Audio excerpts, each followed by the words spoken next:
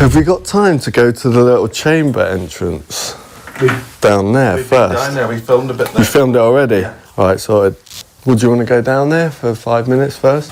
Okay, this is where they're building into the hillside underneath James Casbolt's house. Is just above here, and he's described there being tunnels and caves underneath here. The bottom of his car park. Are these imaginations of a paranoid schizophrenic or somebody who's actually into something? This is a symptom of Jean's paranoia, and she was proved right. Exactly. Targeted individuals started talking. If you're not paranoid, then there's something wrong with you.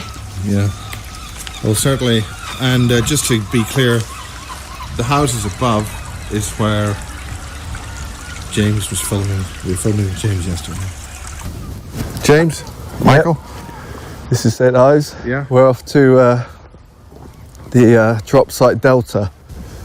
And that refers to the TR3Bs? Yeah, that's where they come in. Yeah, Delta. Okay, let's go. It's just up here.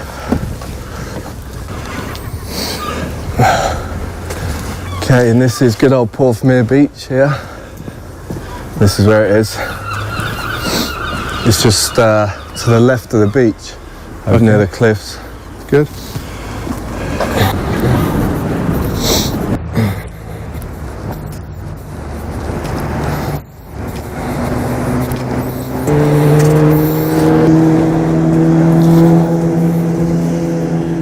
It's it goes out for it. There's like shallow water that goes out for a mile, right, and then it drops down into deep ocean. Yeah. And then that's where the undersea base is. Right. They actually, the mainstream media reported, so they released some pictures of some of the hardware they were building on the ocean bed. Oh, did they? Yeah, they called it I think they called it the Hail Wave Hub project. They said it was like a free energy thing that they built on the seabed. So if we get round a little bit, I'll explain it to you when we can see it. Good. So should we keep walking? Yeah. So this the sea it's shallow for about a mile, and then after a mile it drops off into deep ocean, and that's where the underwater base is, where it drops off into deep. What's the exact name of this bay again? This is Porthmere Beach, and this section's called Clodgy, and that's the drop zone delta just there. And that's dropped by the TR3? Yeah, they come in, they also they're kind of black triangle, but they go underwater, and they come in. There's a secluded bit behind the rocks there, and they come in, the watercraft, and metal cables come off the craft and connect to the rocks, and then soldiers levitate up the cables to come into the area here when they come in by sea.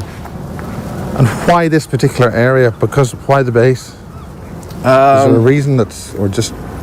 The mainstream media actually released some diagrams and some pictures of the hardware they were building on the seabed over there. And like I say, past the shelf that goes out a mile. But they called it the Cornwall or Hale Wave Hub project, which was, they were saying it was a free energy thing, and that's why they were building the hardware on the seabed. So that was a cover for them to establish stuff that's going on? The undersea base is old, but they've done When you say old, how old? 50 years, 5 years? Probably 100 years. But they've worked on it. You have a lot of naval ships like that one over there. So they go out there.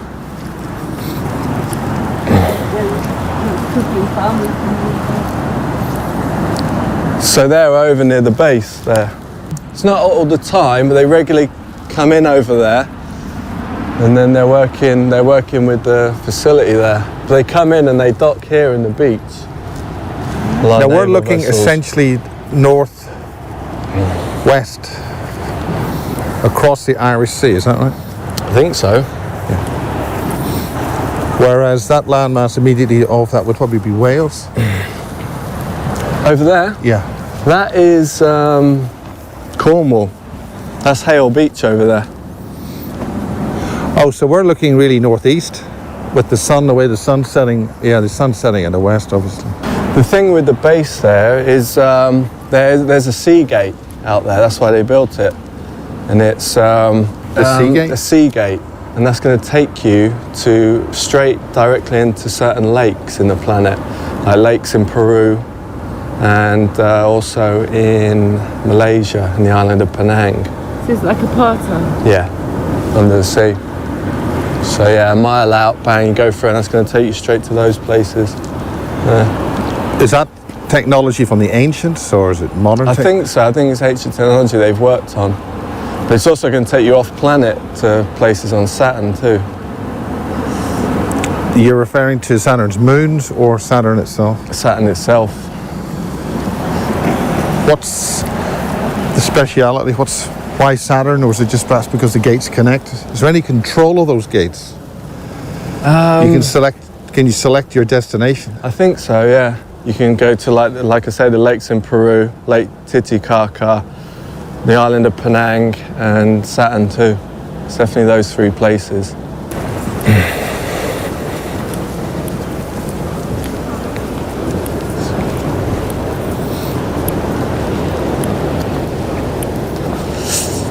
I witnessed a lot of activity over here over the years, and there's been eyewitnesses for it.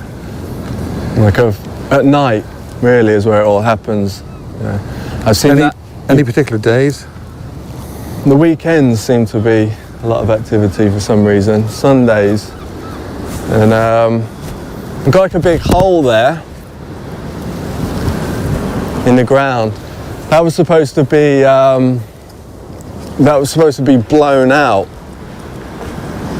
Some ship, something happened and created the hole there. And I've been walking over here and I've seen light just come out from that hole over there and just light up the whole area. And it was almost like somebody opened up a hatch or a door over there from underground, and the whole place just lit up at night. What colour of light? Just white light. But there was an eyewitness with me, a girl, but she won't speak. She definitely won't speak about that.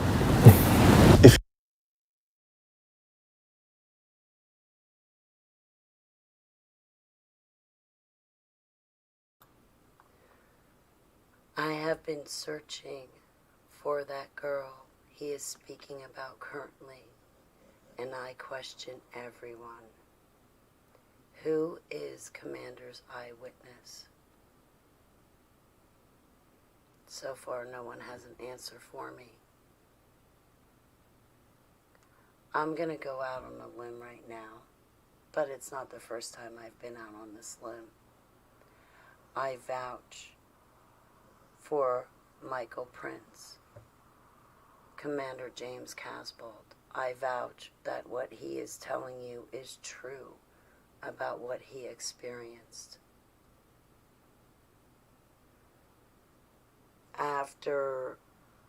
I vouch for when he tells you about Project Ibis and MI agent buried alive. I believe him. More than that, I was there. I believe that I was there. More than that, I vouch that what he is telling you in this video and in the one that I will play coming up after this, which is 2.5 hours long, I vouch that what Commander is telling you about his personal experiences are true, and I vouch for the fact that your tax dollars have paid for all of this to happen. So if our stories sound fantastical to you, well, your tax dollars bought it.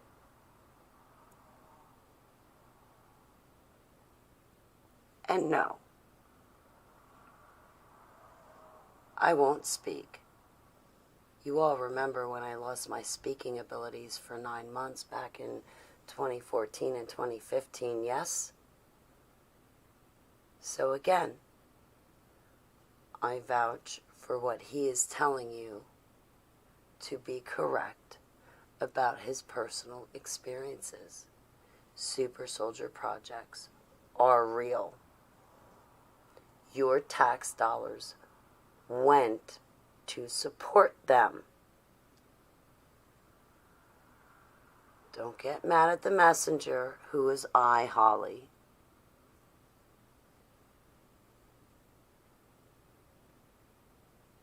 Get mad at yourselves for paying those tax dollars blindly into a rogue, tyrannical government that you voted for, elected, and selected, and never stopped the process of. You can thank yourselves for the monster that's been created and how it has been fed through all these years. But, excuse me, and without further ado, please allow us to let Commander speak. If you look at it, there's like a big hole's been blown in the ground, and there's a big mine shaft right in the middle that's fenced off that goes underground there. So this is the actual drop site itself, just here. And this is called Man's Head, because that looks like a man's head, that rock. So helicopters come down here at night, TR3s come down here. And some people would say that rocks like that are guardians in the stone. yeah, I think there's something to that. And then the watercraft, they come in around the back and dock in. I'll show you the little place where they dock in. It's just, but we have to walk around the back of the rocks. And we're going to do that as well as we can, Kathy, as the sun sets. It's easy to walk there. You can say something if you want. Would you let me hold your camera for you? You climb those rocks. So this is where the fleets come in. And by fleets, I mean the space fleets. And at one point, we were having activity here every single weekend on Sundays. And Jan Rodrigo was an eyewitness.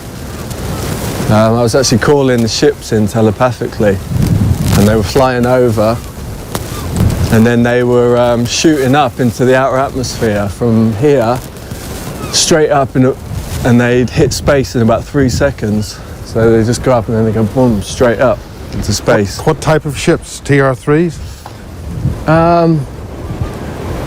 No, these were bigger. These were a lot bigger. Human. It's there's a transhuman army of around 200,000 soldiers up there. And exactly where is up there? Is it suborbital, orbital? Suborbital. You know, they're docked on the platforms up there. Yeah, and there's about 200,000 transhuman soldiers now. Is that a joint, between various countries? Yeah. But they're not, they're kind of, what's the word I'm looking for? Aligned. Off planet. They're more than aligned to one country. They're aligned to the planet. Yeah, but they got bases on Saturn and all sorts. So they're not American, they're not Russian, they're bigger than that. Yeah, and they're actually my sons. As bizarre as that sounds. Actually, they're created from my flesh up there. What would you call it? A fleet. Fleet of guys up there. Yeah. They're not aligned to any particular country on Earth. They are basically an Earth force for Earth, aligned with Earth against ET. Against. Yeah, I mean they're all rattling at the cages now because of what's happened, and they're just, they're calling for blood. They wanted to rain down nuclear fire on America. Right. And I keep having to get them to stand down, but I can't do it indefinitely. Right. Because you're hoping it can get sorted out without coming to that, basically. But I don't think it can. So these treaties that have been happening, do you think that they're all defunct now? They're not being adhered to? Yeah, there was, like when I did the interview with Miles in San Francisco and the dinosaur beings came through the gate in the front room, they were saying, don't forget about the treaty, we made a deal. But because of everything that happened, they've all fallen apart now. Sure. So yeah, they're all rattling at the cages, and I can't get them to stand down forever, like I say. Do you know which races those treaties were made with? The reptilians, like there's like a pterodactyl being. Like the kind of raptor type. Yeah, like a thing. raptor with a big head, with a big grin on its face. Yeah, but yeah, they've all fallen apart. But they never stick to them anyway. Right. They only last like 6 months and then And so do you know what the Tau treaty is? Do you know anything about the Tau 9 treaty? Do you know anything? I'm not too familiar with it. Or the Griada? Yeah, I think that was the one on the naval ships. Yeah. Yeah, because they had the treaties on the naval ships out to sea, the meetings. It was the USS Houston, I think. Yeah. And who funded the Colopia? The Colopia is an old ship. It's like 1,000 years old. Oh, or right. older, actually. So is it bioengineered as well then? Barack Obama had a Air Force Space Command, US Air Force Space Command logo put on the side of the ship in the last 10 years, but it wasn't ever an American government. It was like they were sponsoring it. Right. It could just wear their symbol. Yeah. But no, yeah. And it had that symbol on it until it was destroyed.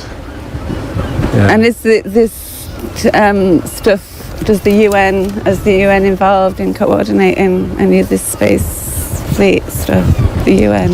Yeah, the UN were involved in it. But yeah, it's been very active over the last 10 years, that particular craft. Because it's a long-range orbital platform, it travels off planet. And would have the Minerva, Mark Richards' ship, would that have been a similar type of ship? To be honest, I'm not sure about the whole Mark Richards You don't thing, know? Okay. because of everything that's happened. There's been so much deception in it all. Sure. Yeah, Julian's trying to get to the bottom of it and research it, and that's why he's asked me to ask you, because Yeah. you'd probably know some stuff. I'd say there's more truth in his old man, the Dutch man. Yeah, well, that's that prison where he's in, Vacaville prison. They did MK Ultra stuff there, Right. a lot of MK Ultra stuff. So maybe half of it's been implanted as memories into him. Who knows? Yeah. I mean, him and his wife only turned up onto the movement when I went public. They turned up at exactly the same time. Nobody had heard of them before that. And then Joanne was involved in all this. She lived right next to us. And she's on the dreaded list. Oh yeah, Marin County. And Mark's definitely used some of my testimony from what's been given to him for classified information from the government and put it out as his own. Yeah, well, I know I think Julian told me something he'd told him, that it'd come from you. Well, what was interesting is when the Colopia went down over Syria, all of a sudden information came out onto the internet that Mark's ship Minerva had gone down and been destroyed. Oh, right. Exactly the same time.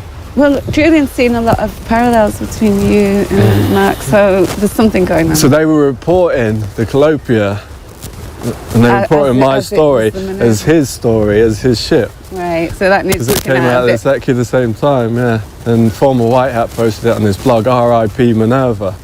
And I didn't even tell anyone that the Colopia had gone down. I didn't tell anybody. So it could even have been the same ship. Yeah, I think they were saying it was Mark's ship, the Minerva, when there might not be any such thing.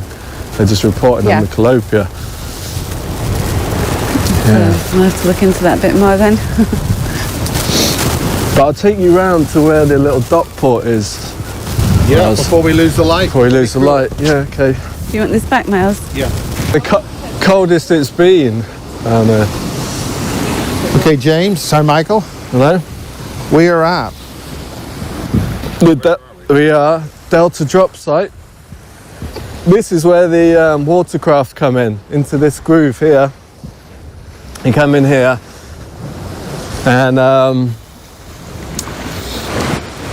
they have metal cables that come off the craft and then they connect to the rocks just there. They have like 3 or 4 cables that come up.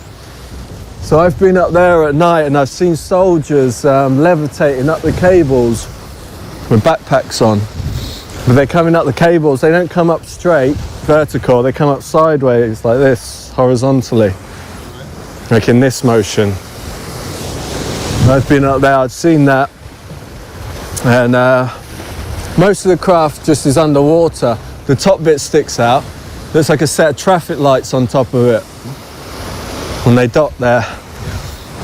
But I've been inside them. They're nice inside. They're comfortable. They're like private jets inside. Yeah. Is that because of turbulence or, buffeting, or just because they're nice to be inside? They're just comfortable. They're like expensive looking inside. Yeah, exactly like private jets with little windows. Yeah, and then they go straight out. Like I say, the shelf drops off after a mile. It goes shallow for a mile, and boom, drops into deep ocean. I mean, we can't really see it on camera, but the ocean here is very green, which means there's usually fairly shallow sand below. Yeah. Yep, shallow for a mile. Yep. Well, like I said, why do you think they come to this location? Because it's close to the houses, but it's out the way too. Because people have their implants activated in town, in the houses here, and they come out at night. They might just get up at 2 in the morning, get dressed and walk out here. That's actually interesting because we've detected something very similar happening in the Cumbrian area, Lake District area, where people seem to be under some kind of control. Yeah, they come out tranced up and then they go back. They don't remember a lot of the time. So they want someone. What happens to them? They get taken in the TR3s and to the in the underwater craft. Over, I think it's Portreath Beach nearby. People have seen TR3s. There's been eyewitnesses flying over, and then the nose angles down. They fly into the sea over there. And you got RAF Portreath, the base. The army base there, which is connected. But they want somewhere that's not too, they don't want you going out too far, walking out at 2 in the morning and you fall off the cliff. They just want something, they don't get you to come out here because you might fall off the cliff again. So they just get you to go in the safe area up there, and then they connect the cables up, and then the soldiers come up and grab you and take you back down the cables. So yeah. So just opportunistic that because St. Ives is near the base and they'll use the people there. It's very opportunistic. But you could manipulate people to come down and live down here, I suppose. Yeah. Alien love likes paper manipulation. Okay, It's also when you get injured though on missions, they take you out. Oh yeah? From here. So you get injured all the time. And then they put you back together. Using advanced technology. Yeah, they take you off and then, they can put you back together in 24 hours. Sometimes it takes about 3 days. And they use the population at St. Ives opportunistically because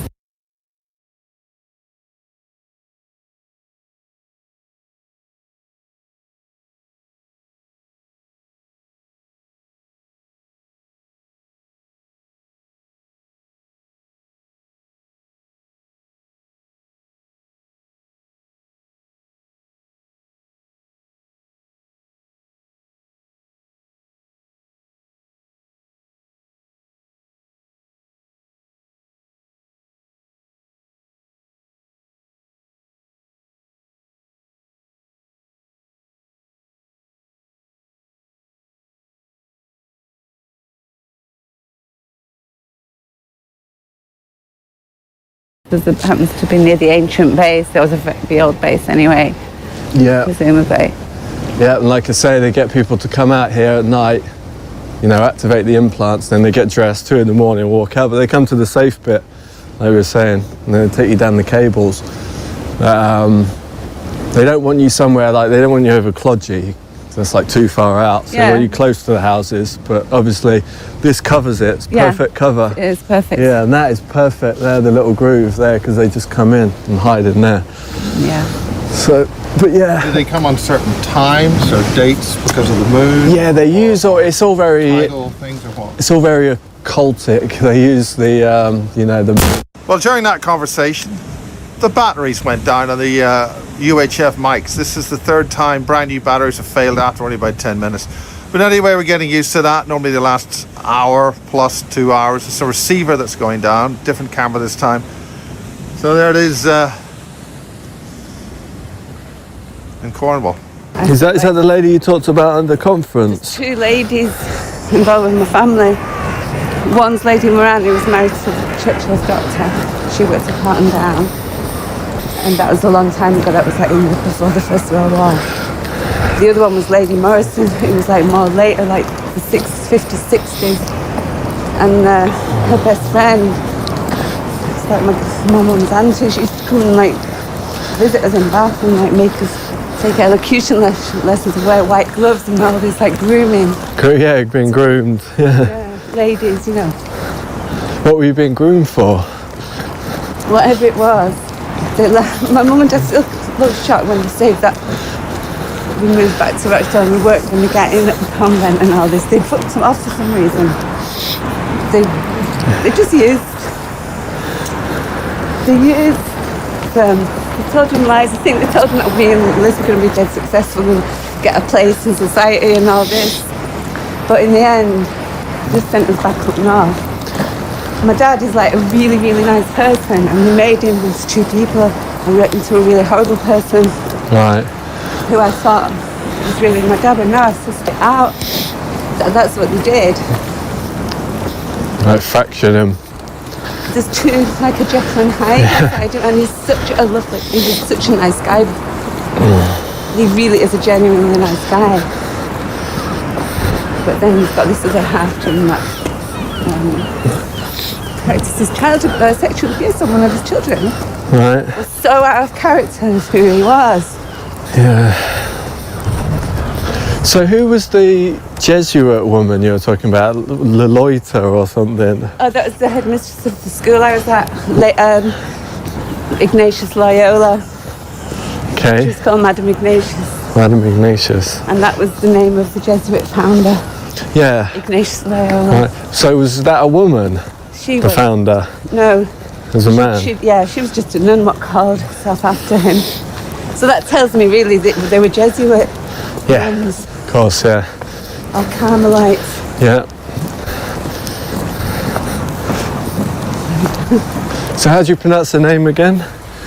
I think it's Loyola, Ignatius Loyola. Ignatius Loyola. Oh, she hit me. Stick. Yes, she did. Got over your hands. Yeah. Yeah, steep this hill. So maybe you've done some missions like that, I can't remember it.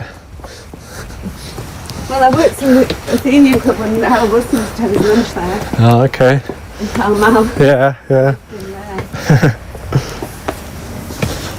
So,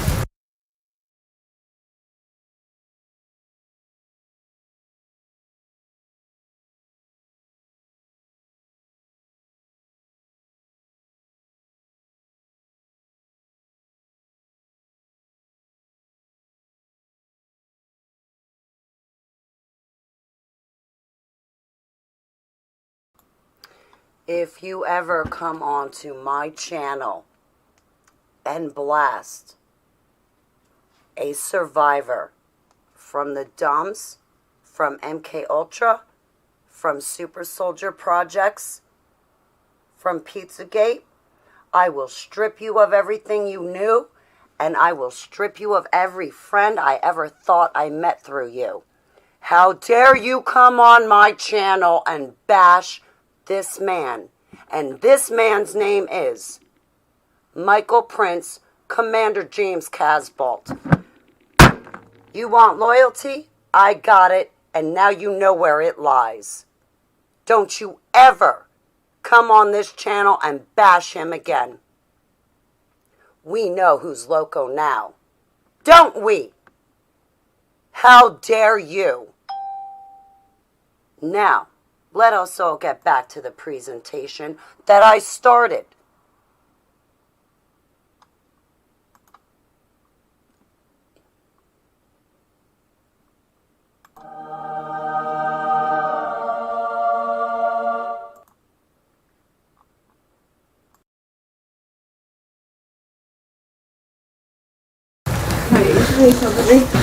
Yeah. Okay, guys. What we've got, we've just been outside and we've gone to secret facility, craft landing. What was all that about? Taking people from the town. What exactly was going on there? They just need a secluded spot, really, to take people. And then the rocks are the cover, as we filmed. Because like I say, they're taking people out, like 2 in the morning. We're not taking people, people are being activated by the implants. And then they're getting dressed and going out there. So what's really the beef? And you live down here now. You come from here. Yeah. Well, there's definitely a lot of screen memories being put in for people. I'm not exactly sure how that works. I think they create films of the person's life, and then they sit them in a chair and they get people to watch videos of their own life. Yeah, I think it's quite simple, really. They get you to sit in a trip seat, and then you're drugged with scopolamine and different things like that, and then you watch parts of your own life back. But they might have been recorded a week before. So, and then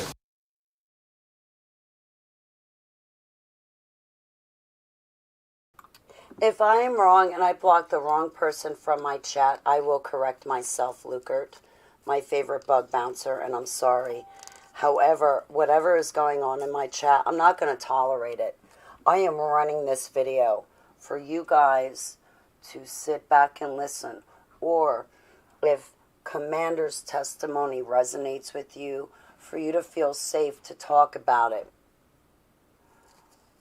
Now, like I have told you guys for over 6 years now, if you want to piss me off and get under my skin and hurt me, you will attack my loved one. And right now, you are looking at a screen, and on it has the face of my loved one. Defensive? Yeah. But understand, when he's done with this video, I'm going to play you a 2.5-hour video about Project Ibis, about when him and I were locked up in a cage in Nelson, Canada.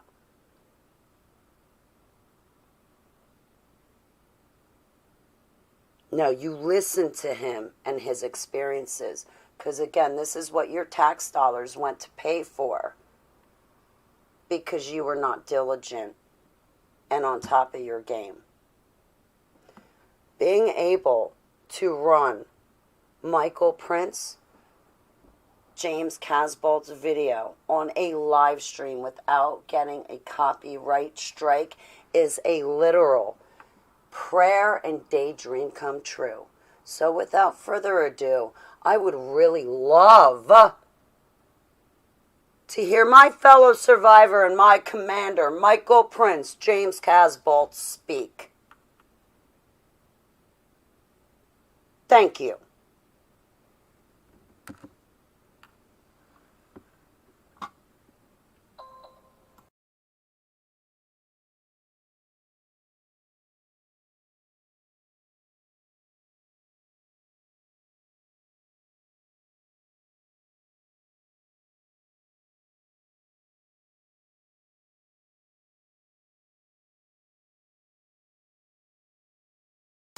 They put you back in the house, and that's a screen memory.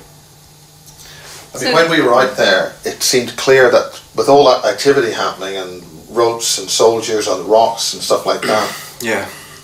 There must be a heck of a noise going on. I mean, why are there no witnesses? Why are there no stories about this? There's been a lot of witnesses to things out there over at the drop site over the years. I mean, there's one girl who saw the whole area light up when we were there at night. And they've got but this hardware is it's silent. You know, when the soldiers were coming up sideways up the cables, they have backpacks on, but they don't make any noise when they're coming up. And even the watercraft come in, they're silent. So. And how many people are taken at any time? It used to be, probably over 50 people a week would take them. But I'm not sure now, because I've been out of the area for so many years. I'm only just connecting to what's going on here again. Is it still going on? Not so much now. The area now is like a military fort. It's like a big, what's the word I'm looking for? It's like a big security zone. The way they set everything up now, it's changed from when I was here years ago. It's like a safe area. Yeah, you got the sea base, you got the Opus Dei chamber just outside. You've got all the underground cabins below us. RAF Portreath. We have to say that almost 15 years ago, I came here to film Lisa, who appeared in Bases 1 with Barry King, and she mentioned an awful lot of stuff going on down here, what she was feeling, and we're going to meet her just shortly in a few minutes. So she doesn't want to be filmed. She was the voice of. She was only appeared on part 4 of Bases 9, which is the last major thing we did with James here, with you here, Michael. Well, Crowley was down here. Crowley lived down here in Penzance, and he lived in Zena. We've actually got a son. I forget his name, something Crowley, who lives in Penzance, and he's quite an eccentric character. He wears like a big black rain jacket, and he has like an entourage of groupies that follow him around. And yeah, Alice Crowley was in Penzance, and he had like a moo pack, like a group of women down here, who I think he had a couple of children with this group of women down here. Yeah, we definitely know about one son of Crowley. And That's of course, one He's ufologist who died was actually he was looking into Crowley. Ron Adams. Right. He actually lived in Crowley Cottage.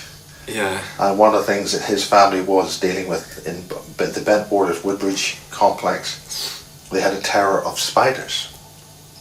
Which connects to it. So I have to see with that. Now you were saying about the jumping or portal into Saturn. Yeah. What's the relevance of Saturn in this? Is there any particular thing? I think earlier you were talking about the diamond spiders of Mars. Yes. Sorry to keep going on about these spiders, but is there some kind of mining or some kind of intelligence? What's the significance of Saturn? That was originally meant to be in 2001, A Space Odyssey, but they couldn't get the rings to work right in special effects, so they used Jupiter. Right. Well, so people were asking me on Facebook because I put when I was ordained as a priest, I put the paperwork up on the page, and I was obviously talking about Opus Dei in the Catholic Church. So people said, because you're talking about these subjects, are you reformed from Satanism? Because, I was involved in that in San Francisco and before. And Saturn is Satan. Saturn and Satan, it's the same thing. Basically,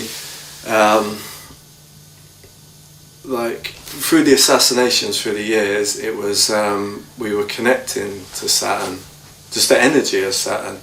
And it's actually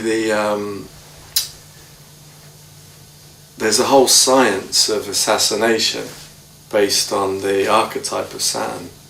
So this is where it connects to Satanism. And why kill somebody connecting with Saturn? What's the significance and what's the connection? Well, in occultism you have the what's that? What are those things that they're like engravings that you carry around with you, and they talismans, yeah. They have the Saturn talismans with symbols of Saturn on them, and they're supposed to protect you from assassination. So it connects again to the engravings on my skin. And possibly I've got an engraving every time I did an assassination. And my bones are also have these engravings on them. I don't know how they've done that, but they actually light up these symbols, and that could have affected the camera when it went down, because we were talking about the symbols, and then the cameras went down, the camera. We don't know when they might die, but it was very at the very end, hopefully. Around when we were talking about the symbols. We'll see how the audio turns out. So but Saturn is a safety zone. You can, if you're based on Saturn, you can attack and not be attacked. You can give out warfare and not receive it. So this is why the whole science of murder and assassination is based around the archetype of Saturn, which is Satanism. And so it's not all Satanists are child killers and are going out their way to collect children and murder them. So it's very occultic what goes on some of the moons on Saturn. It's very bizarre. You know, they have areas where they have big trees and people are crucified in the trees. And like women are crucified in the trees.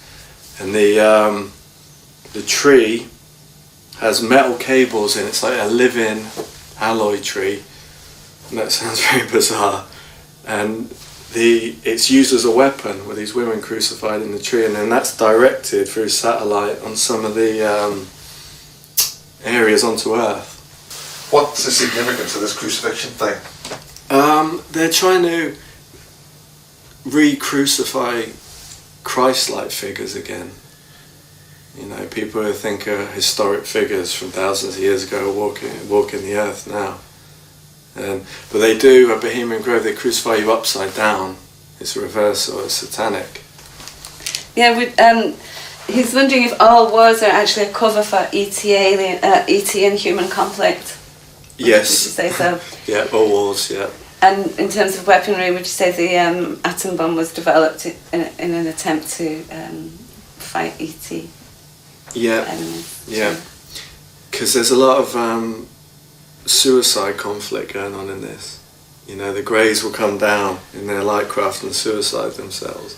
They got no problem. The Greys have a lot of suicide soldiers, and oftentimes the human governments will nuke an area or blow an area up to stop an alien invasion.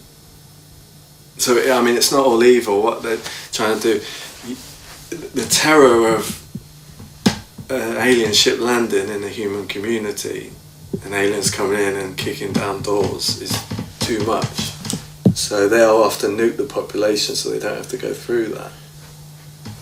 Kind of doing them a favour.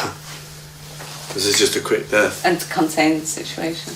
And to contain it, yeah. And so if we have populations under experimentation with chips who are being activated in the evenings and so on, it's a kind of dark city scenario in a sense, which is a movie where people's lives and even buildings were moved around in the night, and then people got up and carried on with the agenda that had been programmed into them. And in a sense, it's a very much a kind of a social manipulation of scenarios, presumably. Yeah. What's interesting, I didn't talk about this. They have in the undersea base areas undersea domes, which are actually simulated areas where they've copied parts of the town in the domes. They've copied the streets and the buildings. They've just built them like a movie set, and on the dome, on the roof of the dome, a holographic display looks like the night sky, and then there are weather machines in there. So in a sense, that's almost like the village in The Prisoner, where people are contained and experimented on very precisely. But they think they would think they were actually in St. Ives. They've got undersea domes, as bizarre as it sounds, and they've got half-a-mile stretches of the town as movie sets there. So people can be kept there for a long time. And with cloning too, you can just carte blanche, really. They can do what they want, keep people out there as long as they want, really. And then they've got people's houses built, or certain rooms of the houses. Right. So the people are in the rooms and they're in the base. It's clever. Yeah. Is this where the details, sometimes when they put you back, they get the details can be wrong? Yeah. Subtle details, but important ones. Different colours, wrong way around or whatever. Continuity errors. They were doing it in our Texas apartment with Haley and the baby. They were creating rooms in there and underground at Dulcie and things like that. There's like pictures of Haley sitting on the bed and there's a big like 8-foot tall reptilian in the wall. And they're looking through some observation window into the room. And then, I mean, even the baby's birth might have happened underground, because on his birth certificate, we talked about this before, remember? It says he was born on a military testing hospital in Fort Sam, where I was based. Potentially Dulcie. Anyway, that's it from us in St Ives as the batteries run out. It's wonderful the way batteries are running out, even though we're running with kit on the road here, so to speak. Only so much we can pack in. Thank you very much, Michael. Good to see you're fit to walk up and down stairs, steps and all things. Hills. Even I can do it without falling into the sea. Thank you very much, Kathy, for coming this distance and asking those questions. And thank you, Miles, for bringing us. Well, thank you. And we're now going to meet a couple of people from bases 1 and 2, and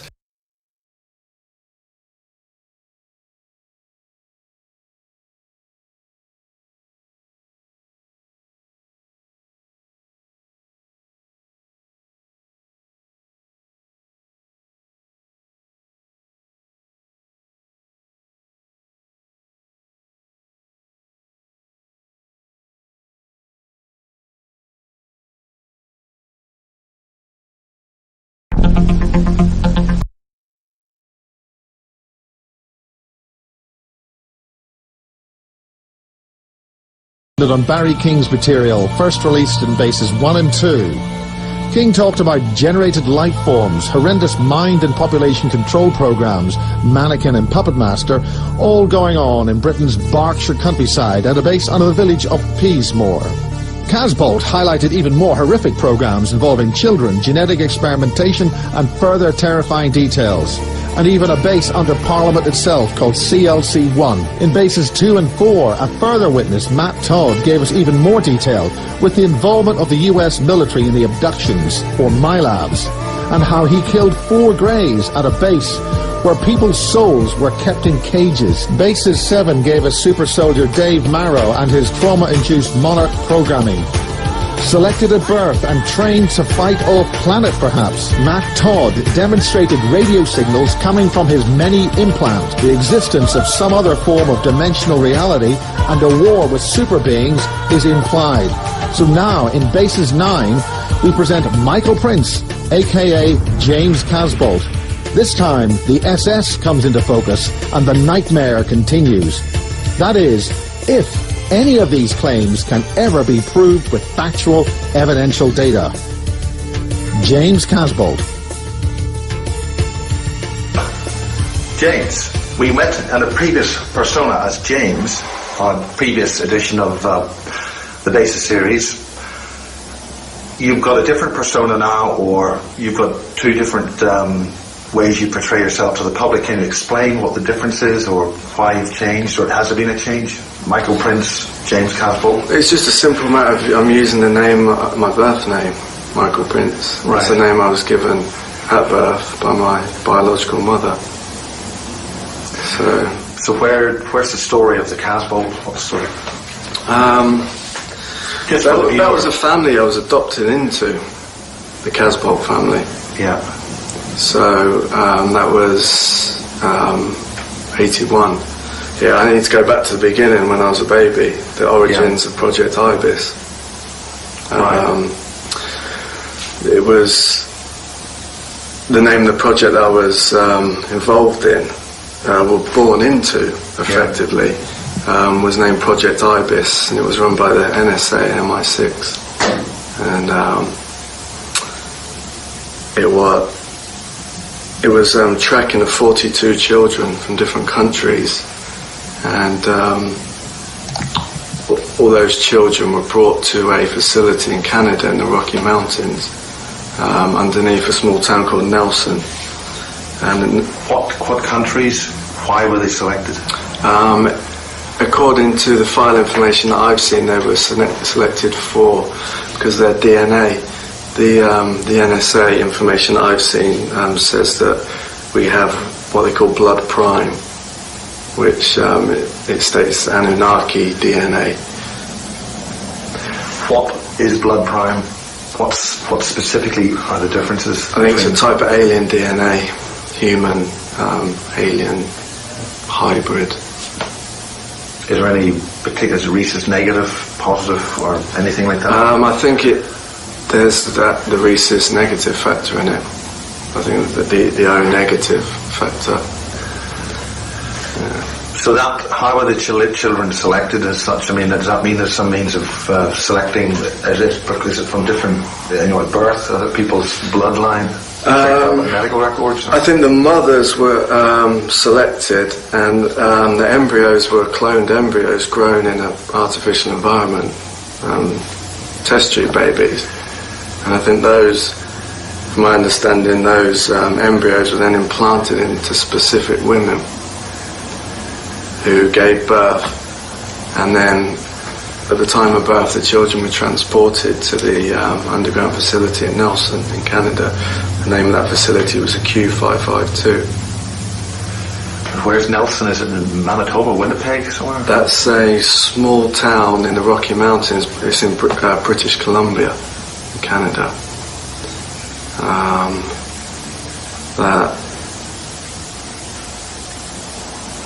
So we were all taken there at the time of birth. Some from America, I think. There was some from South America, obviously, some from the UK. I don't know who the other 42 children are. I've got a rough idea now. Why 42? I don't know. Is it just that's what the sample was? There's no significance in it? I don't know. I'm sure there's significance in it somewhere, but I don't have that information. Many of the children were transported on private CIA jets, small charter jets. Or just like Learjets. Yeah. And transported there. So what's the program? What specifically is the purpose of it? There's a lot of effort being put into this then. Why? Project IBIS, it's again the Nazi connection. The name comes from the Giza intelligence group underneath the Giza pyramids, the Nazi group in World War II. What Nazi group is this? It's known as the Giza Intelligence, the Nazi group. And which part of the Giza plateau were they involved in? I don't know.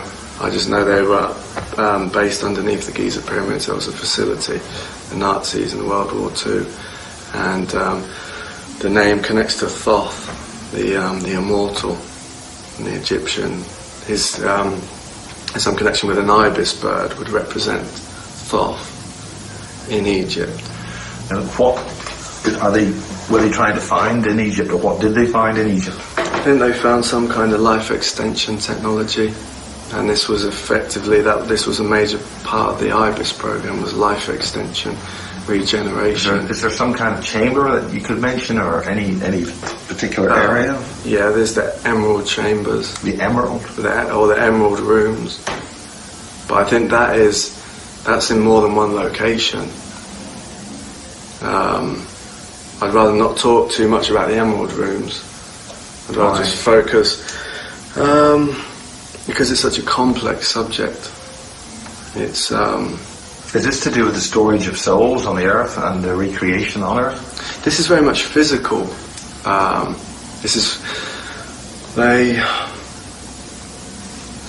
the Q552, we were being indoctrinated with Nazi principles, Germanic principles. Were you indoctrinated by Nazis? Yeah, it was Nazi. It wasn't just Nazis there, but there was a big Nazi presence. Some of the philosophies were indoctrinated with there. You see those philosophies in Germanic organisations to this day, like the Odinist Fellowship in this country. The philosophies are based around, obviously, the creation of an Uberman, a Superman. But they see life on Earth as a means to an end. They're not trying to get somewhere else. They're not trying to get to heaven or another planet. They want to become physically immortal in this body, on this Earth. and stay here. Now, we're also indoctrinated with the Germanic belief in endless warfare. That would be our reality. Once we stayed here physically, our reality would be endless warfare, and there'd be periods of rest. Purely to maybe reorganize the logistics, or? They talked about the 1,000-year Reich, the 1,000 years of peace, which would be periods of rest in between the warfare, and then it would just be a continuous cycle. And that was effectively how they'd indoctrinated us to be assassins when we were older, so we could keep functioning. If we were concerned about the next hit and had anxiety about that, we wouldn't be able to carry it out and function.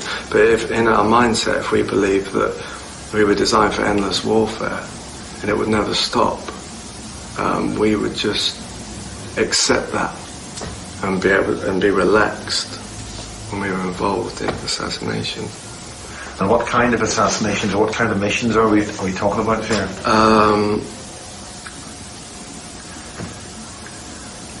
This is in numerous countries, many different ways. So is it? I mean, are we sort of going and doing a 1, 2, 3 bump somebody off, or just that different types of assassination? A lot of it was standard gunplay. I mean, that came later on down the road. Obviously, we were actually raised in this facility as babies. So from 1976 to 1979, we were raised in this base. Where it was in the mountains, it was underground, but it was above ground. The main entrance, it was like an aircraft hangar. And what kind of general area are we talking about? What can you describe any of the buildings? It's in the mountains. It's a very private location near Nelson, just near Nelson in the mountains. Would there be a mountain name you could name? It's near, I think it could, I'm not sure the mountain name. I know that there's a logging compound nearby, and there's an old access route near the logging compound that actually takes you to the base in the mountain. And Nelson's a very small town. Again, the above ground section of it was an aircraft hangar, and when we were first brought there as babies, so is it got a runway and landing place, or? It's fenced off, high fences, and it has a runway in front of the aircraft hangar as you come in, but the aircraft hangars is sort of fenced around. The runway's here and the aircraft hangar's here. Yeah. It's quite a big building. But as babies, we slept in the aircraft hangar often because it was essentially a trauma centre. So they wanted us to be exposed to the cold, and there was sets of cots in there. So this is high up, maybe it's a couple of thousand feet up. High over the Rocky Mountains, yeah. Very high. It's near Banff National Park. Right. So we were kind of being exposed to the elements, essentially. We slept there in the aircraft hangar with the doors open, and there was rows of cots, and we were under 24-hour armed guard at all times, so we couldn't be rescued from that facility because there were factions there that would rescue us at the first opportunity. The people that, like the parents or the special forces groups. The people that guarded us wore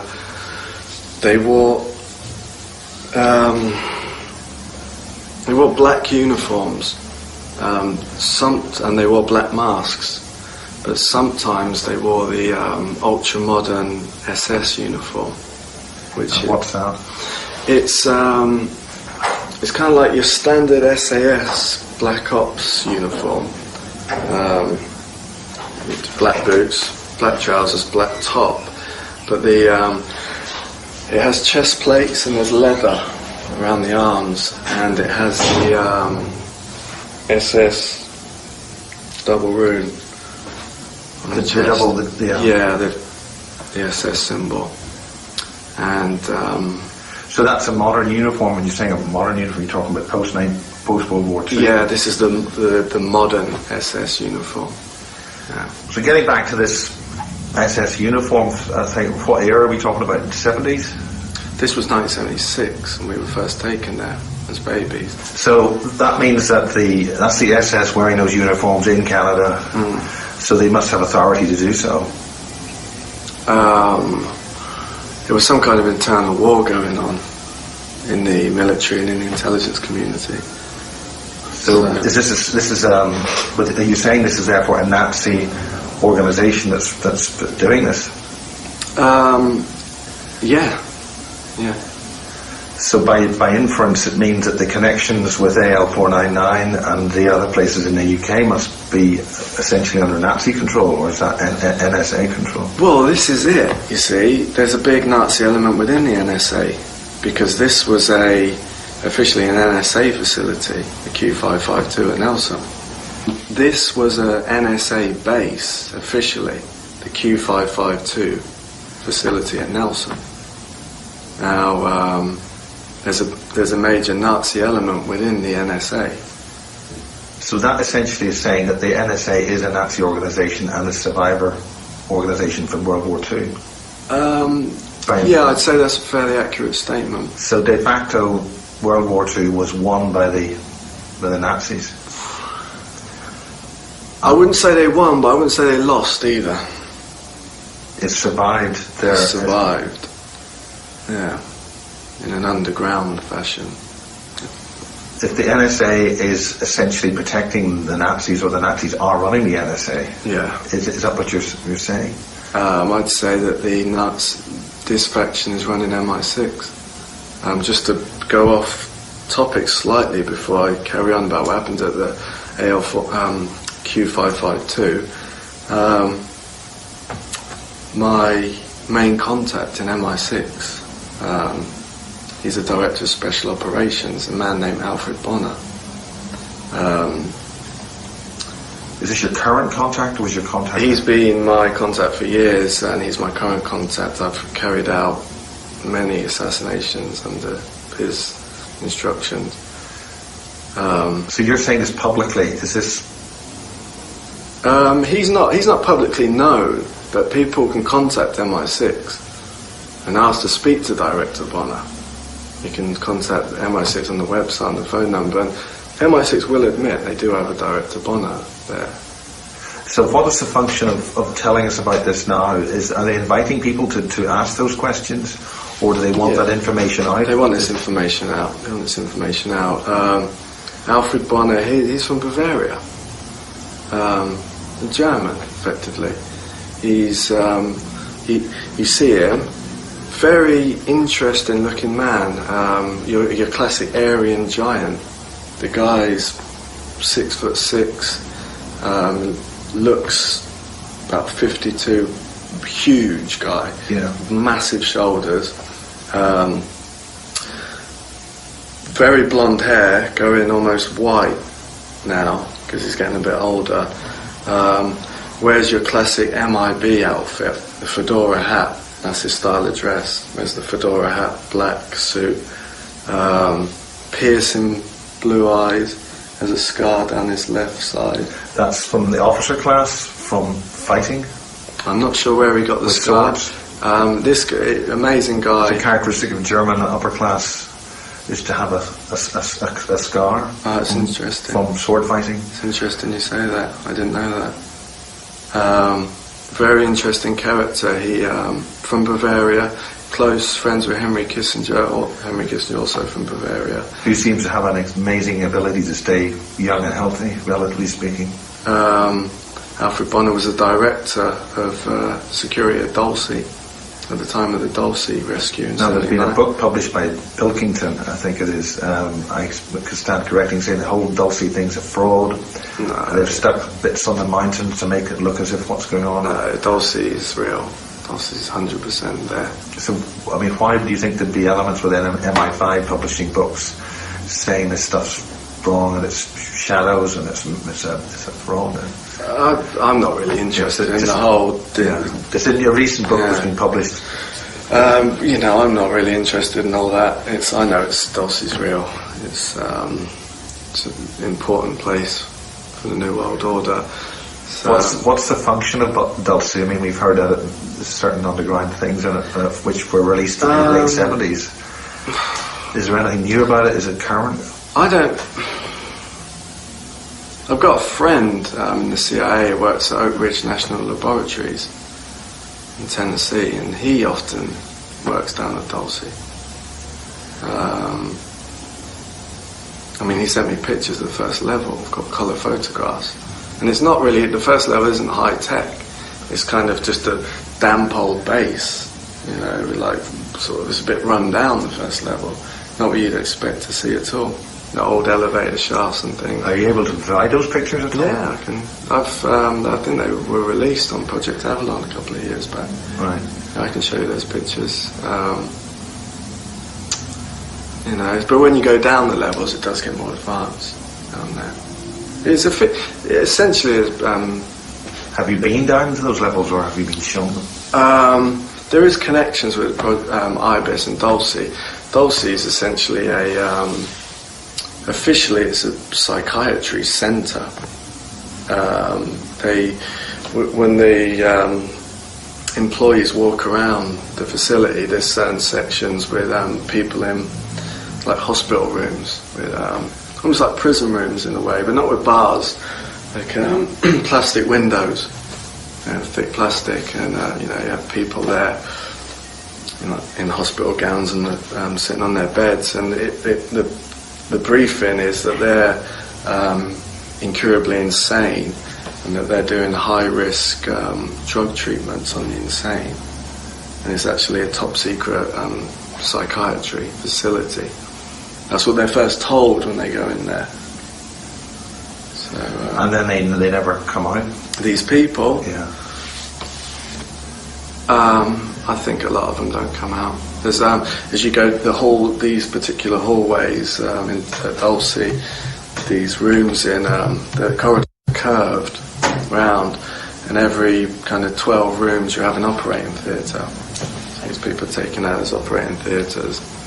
Yeah, and the Q552 facility in Canada, in Nelson, there was a lot of Nazi psychiatry. And what's their function going on there? What are you talking about conditioning? Well, for instance, at the facility they were, it was essentially a trauma centre. Now, they did a lot of conditioning with us with wild animals, and what they were doing there, they used Canadian wolves, they used snakes, they used cats, wild cats, tigers and things. They were giving us the attributes of wild animals. They were subjecting us to for when we were older, for all-terrain warfare, jungle warfare, Arctic warfare. So we had the attributes of wild animals. How do you get the attribute of a wild animal? They used, they set up, I think it was the second level down at the Q552, they set up a kind of pen,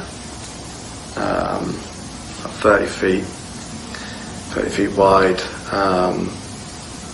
They set up this pen, they put the babies in the pen, and they put wild animals in the pen. They might put snakes in there, or wolves. Only one type of animal at a time. They didn't mix the animals. There was always one type. Now this pen was very similar to a Skinner box they use in psychiatry. What's a Skinner box? A Skinner box is famous psychiatrist Skinner. I forget his first name. He designed this box, and they put babies in it, and they put animals in with the babies, and they were doing cognitive behaviour testing, how the babies would react to the animals. And they would, in this particular device, they put us in there, and they set up screens in the corners of the pen, and they people's faces would be put on the screens, enlarged, and the faces would call us and get our attention. We'd look, and the faces would start talking to us, people, and then the faces would look like they were changing into half human, half whatever the animal was. So if it was a snake, if they were putting snakes in the pen, the person talking would start talking to us, and then his face would change into half human, half snake, lizard. And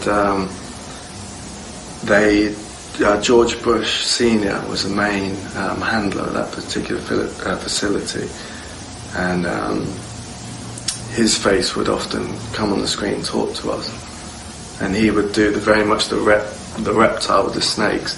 That would be his area. Was that something that was done on a recorded type of a level, or was it he did it personally? He was on the screen. I'm not sure if he was there sometimes physically, but I mean the guy travels all around the world to all different bases. He's a major programmer, so I don't know, he could have been over the other side of the world. And he would come on and did this something that you experienced directly? I saw him. He used to talk to us, talk to me. And what age were you when this happened? This was 76. I was a baby. Yeah, and this carried on. I spent from 76 to 79 there, and grew up there. The Queen Mother as well. She was a programmer there. She would, her face would be flashed on the screen, but her speciality was wolves. Whenever they put the wolves in with us, she would come on, and she'd talk to us, and she would start to change into half woman, half wolf-like face on the screen. Was this done by some kind of electronic video effect, or? I don't know. Can you name any other animals associated with different other people? The only ones I remember is George Bush with snakes and the Queen Mother with wolves. The place was very dark. I'm still starting to. It's difficult to remember everything that happened there. It's still coming back in bits and pieces. I remember being put in the pen, and this group of babies, and there were toys put in, and one of the babies took a toy off another baby, and the little baby turned around and hissed at the other child like a snake, and his face sort of went like a snake. So this was absorbed into them psychologically, or? Yeah. Into their psyche? Yeah. And with the DNA anyway, the Anunnaki DNA that the NSA were looking for.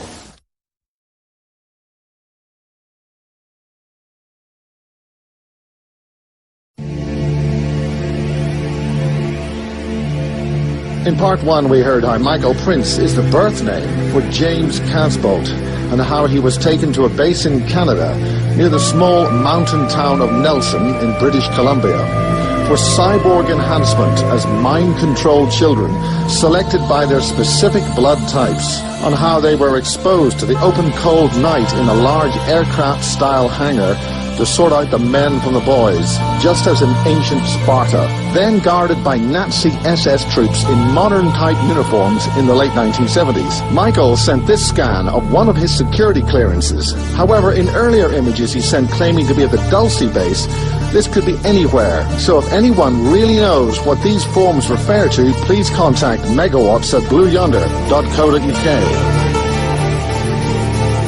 What age were you when this happened? This was 76. I was a baby.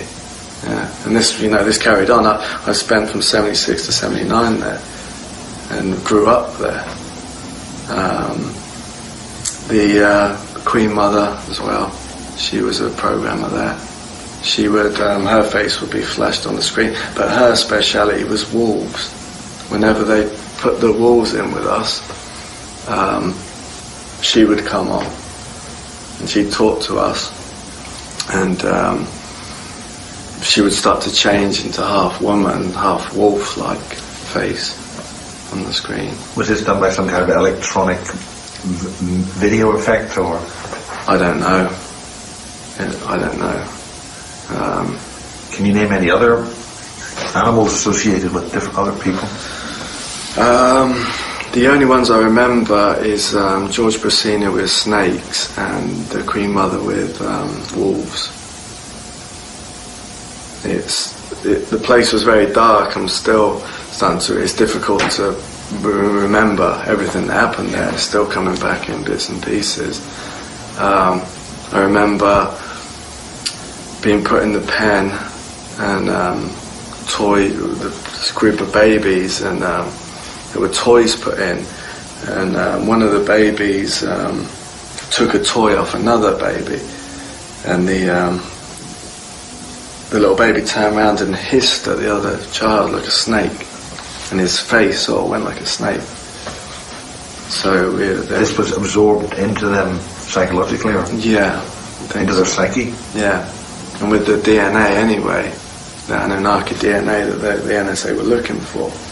So explain who the Anunnaki are. I mean, there's lots of different versions or different things about the Anunnaki. What is this kind of Anunnaki, or precisely? That term's bandied around a lot. Our group was, there were Germanic roots, Aryan roots, which I would say connects to Aldebaran in the Pleiades. So I think Anunnaki, I think, is a Sumerian word that just means visitors from the stars or something like that. So I think in our particular group, our heritage was, we discussed this before in the last interview, I think. It goes back to France, Germany, Bavaria, Greece, in the Middle East. Goes back, and to Egypt, to the definitely Giza? Connections with Egypt. Yeah, the tribe of Dan and Kaish. Yeah, definitely. So this is a white race, a white Germanic, Aryan race. I don't mean just blonde hair. So we were being conditioned every day.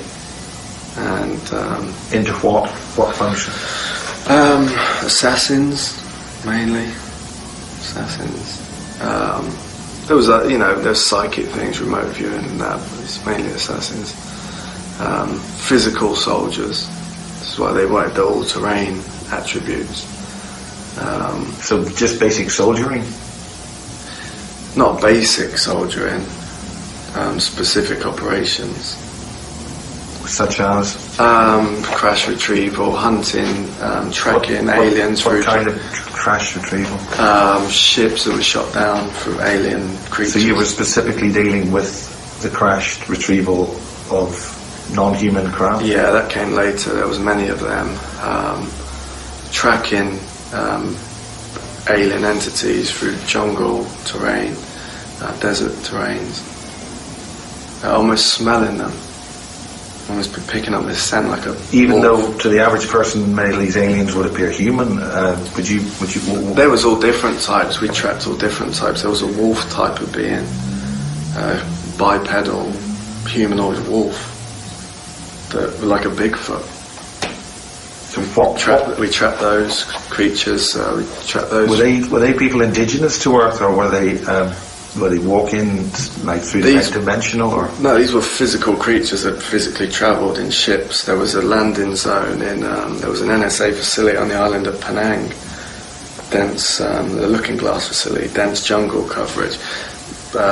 Regular physical landings of ships would come down there. Some of these wolf beings. Did you ever see the ships, or? Yeah, I saw the ships. That came later in the early 80s. I just can stick to this, what happened in Canada.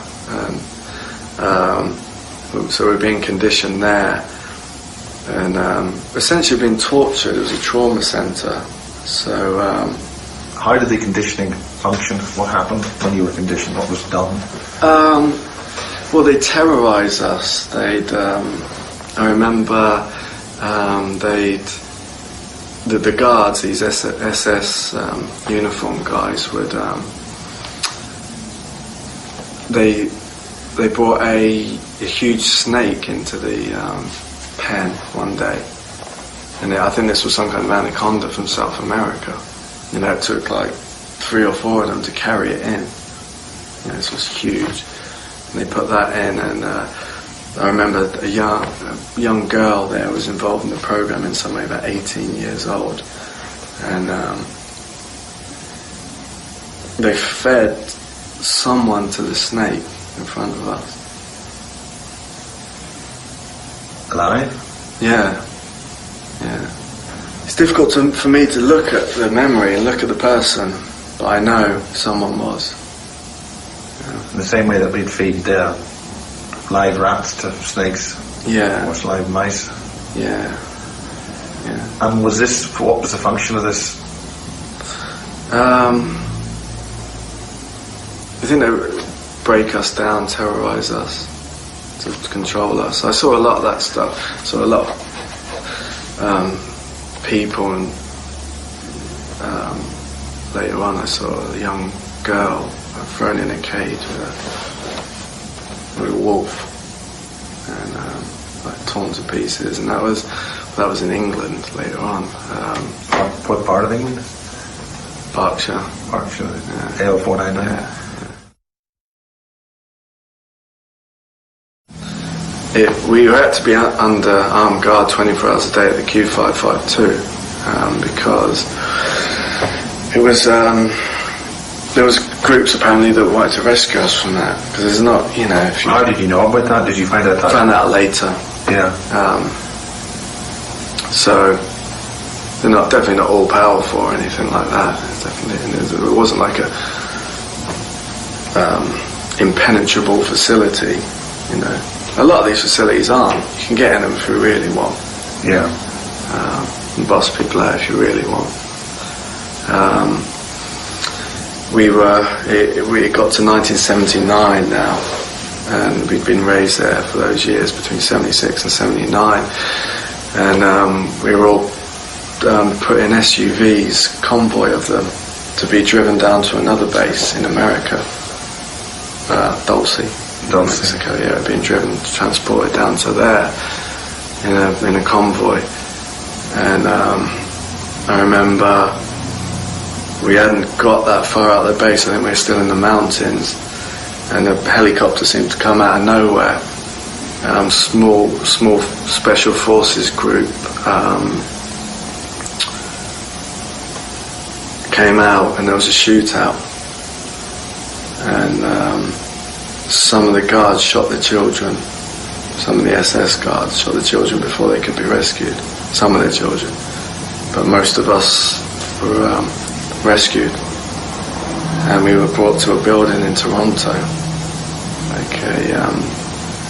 it was a large building, a skyscraper. Yeah. We were brought there to an underground car park there, and the top level of the facility was Just near Young Street, or? I don't know where it was.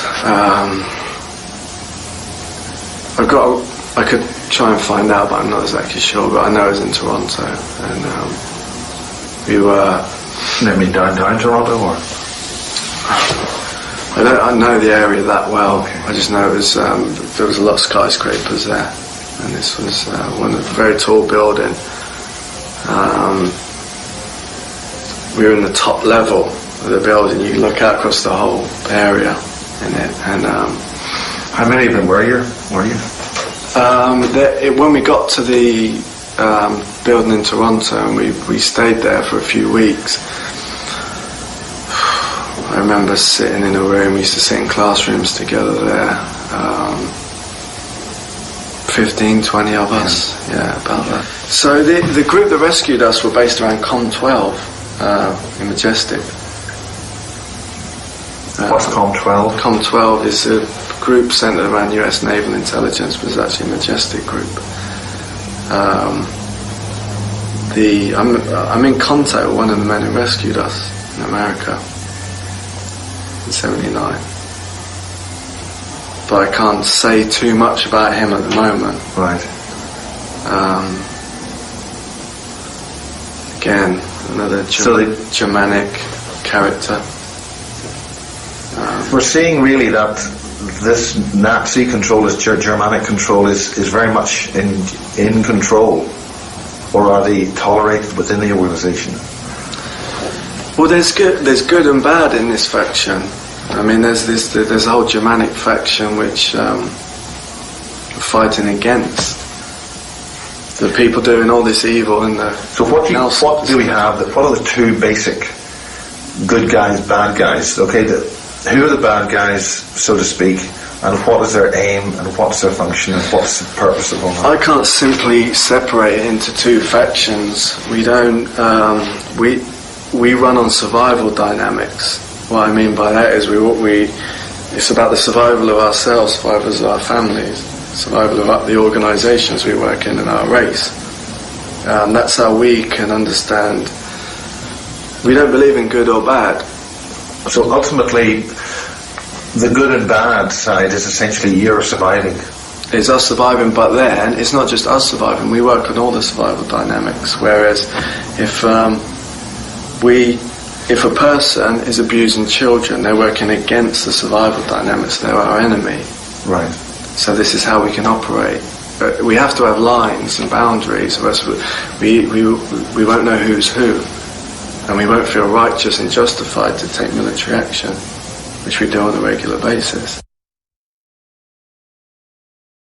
We went through operations there were surgeons there. And what was the function of those? Because the surgeons cut us open and found cybernetics inside us. So at the Q552, they'd slowly been cybernating us through with surgery, and essentially creating a cyborg soldier. Now the surgeons at the place in Toronto, they cut us open, and apparently they were like, what a mess, this is, and they were thinking about trying to remove it, but then it turned out that this technology would integrate it into us. It couldn't be removed. It was actually a natural part of our bodies now. Is this detectable in any way? I'm sure it is. So are you saying that we could somehow, if we booked the relevant place, we could check out your cyborgs? If you went to one of those scanners at the airports, would they see it? The new scanners. Yeah, that's interesting. Apparently, the bone is a type of metal that I'm not a scientist, but it's something to do with being off the periodical chart. It's not a metal that's known to man, so it won't set off standard metal detectors. I've been told the closest thing we can compare it to on this planet is a mixture of gold and diamond. It's extremely hard.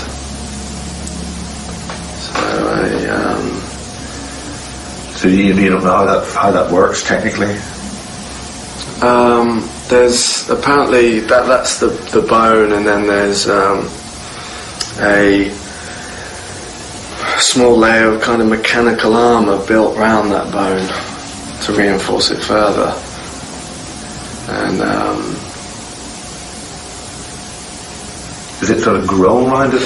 Apparently that is put in by some, it's nanotechnology, the small layer of mechanical armour around the bone.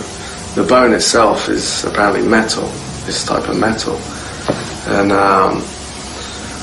it's built with nanotechnology. Apparently they put some like worms or something in you, metallic worms, and they lay eggs, something like that, and it builds it. Is there a process name there? Is any kind of? I think it's connected to the name of the Osiris program, the Proteus program. Right. Is there anywhere we could look that up? Is there any documentation we could look at that? Not really. No. I mean, I've got information from NSA databases, but it's not documentation. Yeah. So It's stuff you could look up on the internet as such. This stuff's never been talked about. Again, they're slowly cybernating these soldiers. What's the program name involved with that, or where is it happening? How's it happening in other facilities? It's the umbrella project of IBIS, with numerous projects in that umbrella, including Mannequin.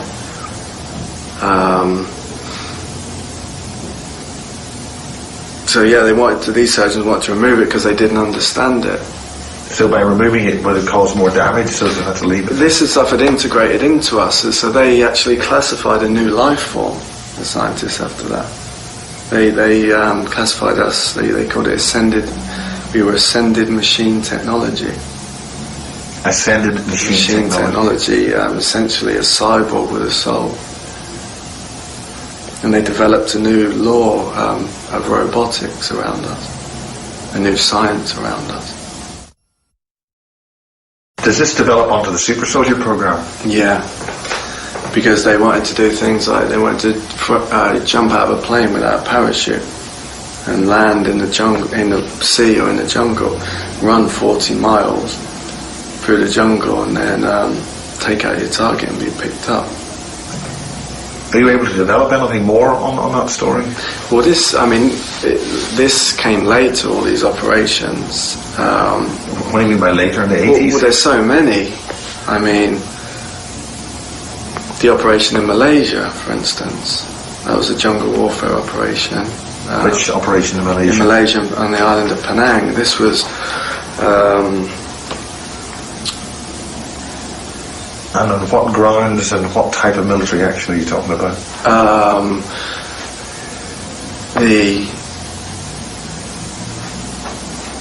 lethal action, assassinations. We're having to take the fight to them. And who is them? Where would them be? Well, okay, you want names, you want places. Well, we want some means of graphic. Okay, 2007, myself and another individual drove up to London. We travelled to South London. It was around the Elephant and Castle area. Now,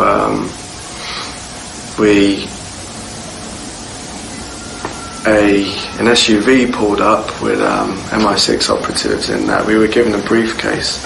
The briefcase had the pistol that I've used for years for assassinations, which is a 9mm Smith & Wesson with a pearl handle, and there's a symbol of a black dragon on the handle.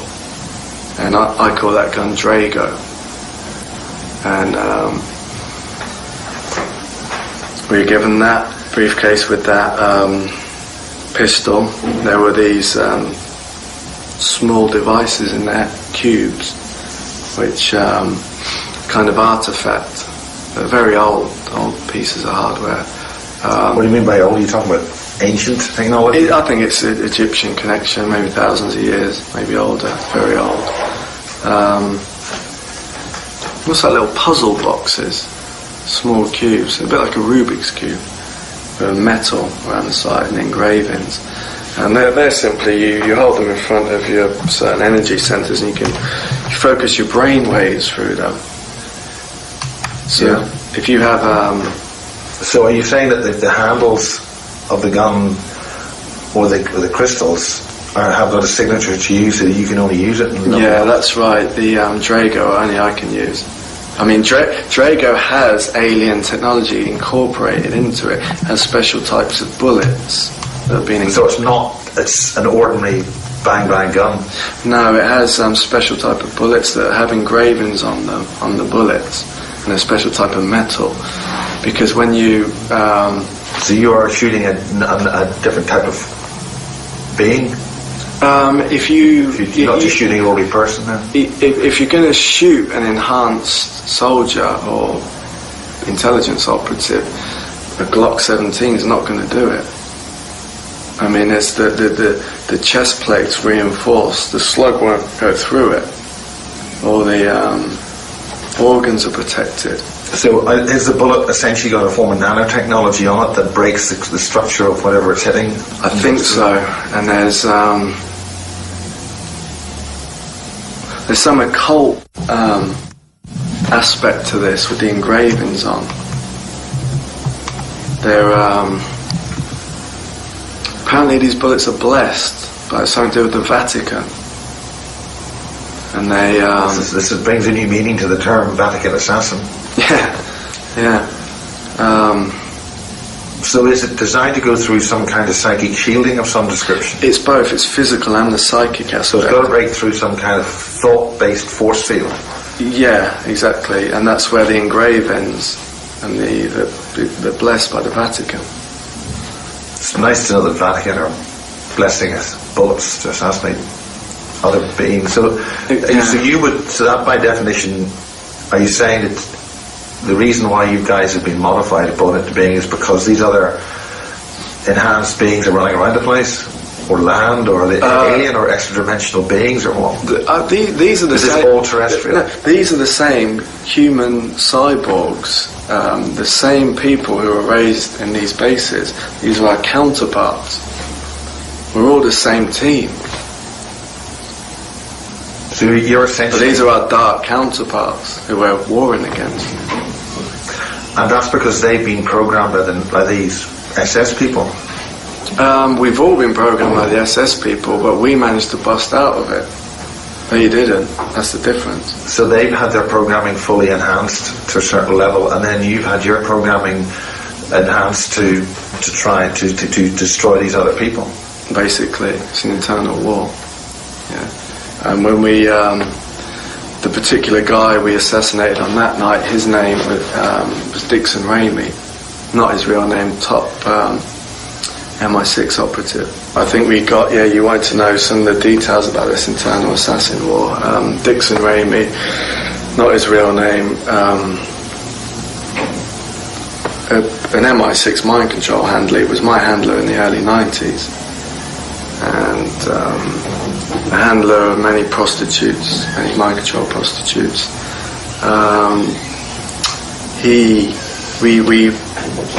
We arrived at his house in South London, myself and another man, and I walked up the pathway, knocked on the door. A woman answered it, prostitute, MI6 prostitute who was living with at the time, and I used a cube to control her. Can you describe these cubes? Are the size of Rubik's cubes? A bit bigger than a Rubik's cube. That's quite big. Yeah. You just hold it in front of this energy center here. Just hold it, simple, and then you just talk to them. It's because they connect with the cranial implant. So you just say, okay, let me in. Sit in the front room, sit down on the sofa. He was in the... Where do you store a cube like that? So? Well, you hold it in front of you, like that with two hands. Yeah. Like that. And then it's just a matter of talking, giving commands. And sit on the sofa. Ramey was in the toilet at the time. The cube had already started to make him submissive when I was in the house. So he just came out the toilet in half trance anyway. I just told him to go upstairs and wait in the bedroom. And he just went upstairs and just sat on the bed and waited for me. And he had a bar there in the front room. And I got the woman to sit down. I got her to pour us a drink. We sat down and we were looking for pearls. Well, when I say pearls, it's an NSA code name for a suitcase nuclear weapon. He'd stolen a suitcase nuke. And it's a bit careless of him. Well, that's what got him shot. And you then shot him. So I interrogated the woman about the location. Turns out that this thing's on a boat, a certain boat in a certain location. Once I'd got the location of the pearl, the suitcase nuke. Is this on the River Thames? No, it was in an ocean. Yeah, on a boat, on a yacht. But I won't give the names of the place in the yacht. I had a little radio. I called my associate in, and we went upstairs, and he put a pillowcase over Amy's head, and then I shot him in the face 7 times. With the pistol. With the pistol, with the special bullets? Yeah. Is that because he needed the special bullets? That was my MO, Miles. Several shots to the face on many targets. That was. Is that to disable the brain functions if in event of it being a Manchurian, it could continue functioning with one shot to maybe the other part of the body? They don't want them to regenerate, and also they want to destroy the evidence of the cranial implant. Yeah, they have to destroy it for the autopsy, in case the autopsy went into hands that they can't control. Yeah. What is your primary function now in talking now? I'm still active. What's the main thing you want to get across then? What's your people need to know this, what's happening. They need to give themselves a chance. Because things what do you mean by giving themselves a chance? Well, things are going to speed up and increase. Oh, this war's underground now, but it's going to burst onto the surface. It's going to burst into the streets, which it already is, but that's going to... Can you suggest any indications which would illustrate that things are bursting into the streets? I won't give any examples now, but people know what I mean in the next few years, and I just want to give people a chance. I mean, there are suggestions that we've all been told that we've been programmed or led to believe that 2012 is happening. There's going to be catastrophic events. So there's a whole pile of major global catastrophic events being programmed by the so-called Illuminati to illustrate this is the end of the world and bang, bang, bang, we're all going to die. You know, the Japanese earthquake that's happened recently. Is that an example of that earthquake? Some people have suggested it was it was triggered artificially, or is that the kind of thing you're talking about? Well, I was in Knightsbridge at the time, and I was contacted. It was just around the corner from Buckingham Palace. I was staying at the Knightsbridge Hotel, and I was contacted by MI6 the night before, an official MI6 email address, and I was told tomorrow there's going to be a terrorist attack, and the guy who contacted me said, "We wish we could stop it." And they called it the Day of Rage. And because there were a lot of YouTube soothsayers saying there will be an earthquake in Japan on Friday, and there was an earthquake in Japan on Friday. And I replied back. I said to him, it's another terrorist event. What do you want me to do about it? And then the next day, the tsunami happened in Japan. So it's not a case of all these disasters are coming, they're happening. They're being made to happen. Yeah. I mean, I'm not going to talk about the tsunami because it was a lot more than the tsunami. But what I'll say about that, and then I'll leave it at that, is people need to research the Battle of the China Gates, Captain Mark Richards. What happened there with the earthquake? What that really was. The Battle of the China Gates. When was that, or where? And that was in the late 70s. And then the earthquake there in China killed a huge amount of people. Well, that's all I'll say about that. I've given the name, people can research that themselves. Captain Mark Richards, Joanne Richards. Yeah, the body can, practically any wound can be generated. You're essentially indestructible. It can regenerate pretty much any wound. Get your arm blown off. They've got multiple cloned body parts of you, cloned organs, cloned legs, cloned arms. They just reattach another arm. So it doesn't grow back? No, it doesn't grow back. Wounds can regenerate themselves. How quickly? Matter of hours? In seconds sometimes.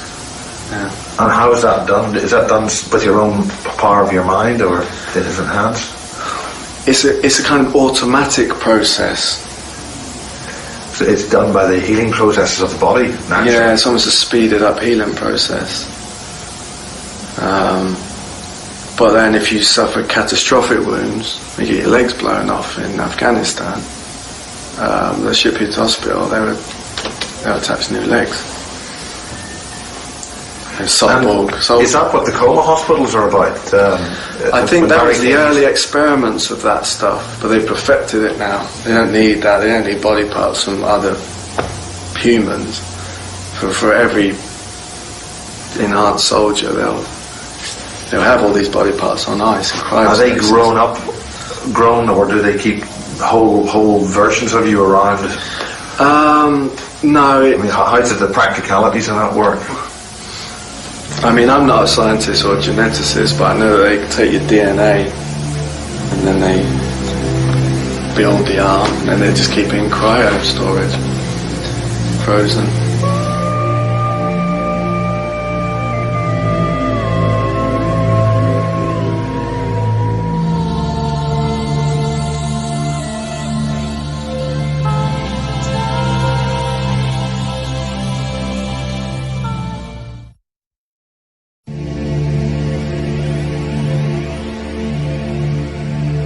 In part 2, Prince described in 1979 how he survived the rescue of enhanced cyber children as they were in convoy from the Canadian Nelson base, and then being taken to Toronto, where MI6 took charge.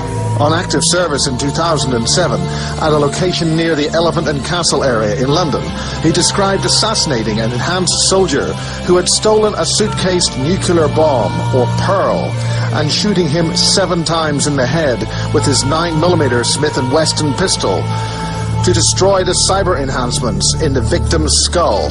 He described how this was done using a strange small cube of ET or ancient origin which was able to control the victim. So for more claims and details, back to Michael Prince in the Bases 9 interview 2011. That was on the island of Penang in Malaysia. There's a NSA facility on the island there. It's a looking glass facility. What's a looking glass facility? They use looking glass technology there. Piece of hardware. Project Looking Glass remote viewing thing, or? It's a piece of hardware, looking glass. It looks, I got a photograph of it. Is it the set of glass structures, or why is it? It's almost like a gold-coloured metallic cannon with coils on the back of it, and they run mercury through the coils, and it opens up portals. They can look into different timelines with it on a video screen. Is it human-derived technology, or? I don't think so. No, I'd say it's alien-derived. I'm not 100% sure. Right. I'm not 100% sure where it comes from. But I mean, this particular event would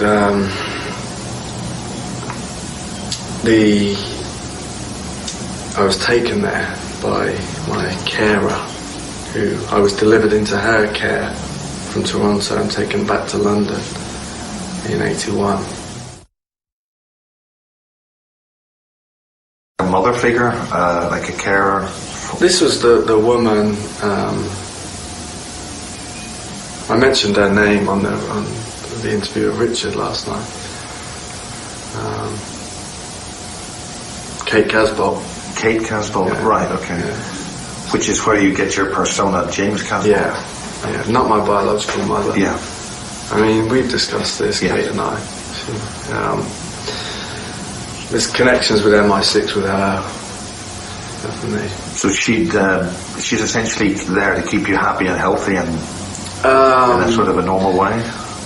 Yeah, kind of. It was complicated because there was... Like a foster mother? Or? Yeah, but then her husband before 81, Peter Casbolt, he was the MI6 agent who was involved in the drug trafficking operations. I mean, I've seen some of his file data from MI6. He's the guy who got killed, is that right? He died in Doncaster prison in 2003. He was serving 6 months for possession of false passports. And this was in conjunction with his function as in MI6, but why did they let it go through? What was it?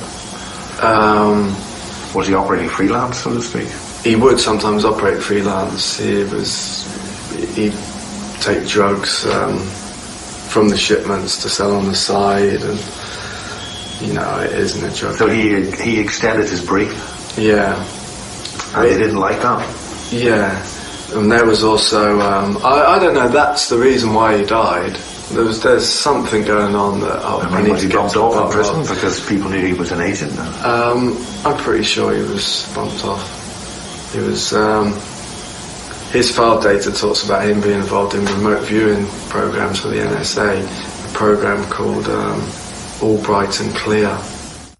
Albright? Albrighton, because it was based in Hove and Brighton. All right. And there was an NSA remote viewing program run from Brighton. Albright and Clear it was called. And I was given his identification number for that program. So he is MI6.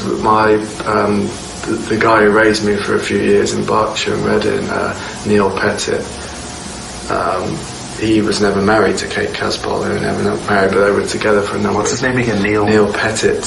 He worked just near Peasmore, Hermitage in Newbury. Yeah. He was a director of an aluminium company there, a big major company. It was a warehouse called Hymets. It's called Service Metals now. And he had defence contracts with the MOD. He worked underground at RAF Welford. Can you describe more about Welford? Is it just there for nuclear weapons storage, or I'm not too sure about Welford. I know he worked under there. He worked underground at Boscombe Down too, and there was some sinister aspects of the company. There was some kind of child pornography trade, video trade going on within the company. Is that connected with the ritual child abuse, trauma-induced program? I'd say that it's connected with the underground facilities. I remember when I was a kid in Reading in Berkshire, I found some videos underneath his dresser, and it showed, I put it on, it showed a group of men in a Masonic hall dressed in Egyptian robes, and they were sexually abusing little girls on that particular video. It was a child pornography thing. Because I was being sexually abused by Neil regularly. He was multi-generational incest. His stepfather had come out of a Japanese concentration camp at the end of World War II. And when his name was Jim Murch. Now, when he came back to Berkshire, he started to straight away sexually abuse Neil and his sister, and there was satanic ritual elements of it where he'd kill the animals in front of them. I remember Neil always, because Neil was an alcoholic as well because of all this, and he used to get drunk and sit me down and always tell me the same stories when he was drunk. He used to always tell me about how when Jim took him and his sister out to go and killed the rabbits in front of them, killed the pet rabbits in front of them, cut their throats. And he used to say to me, do you know what a paedophile is? And I was young, I wasn't sure, and he said, if I saw you in the pub and you told me you were a paedophile, I'd punch you straight in the face. He used to say things like that, but then when he used to get drunk, he'd go into blackout, then he'd come in my room and start sexually abusing me. And I think it was a kind of valence, whereas he was acting out what was done to him in a really drunken state. And, I've been interviewed by CID in Cornwall about this, about the sexual abuse with Neil. It's on record. He lives in Australia, in New Zealand, and when I saw him a few years back, he says, I got this old German guy who lives next door to me, and I think he's a Nazi on the run. And we've got really close. He comes round all the time. He pretends he's senile. Oh, He's not. So this whole Nazi... And actually pretends he's senile? Yeah. But is he working for the Nazis still?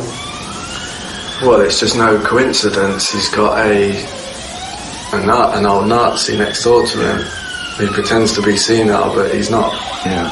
Okay, just before I say that, I'd like to say I'm not biologically related to either of the families I just mentioned, the Casbolt or the Pettits.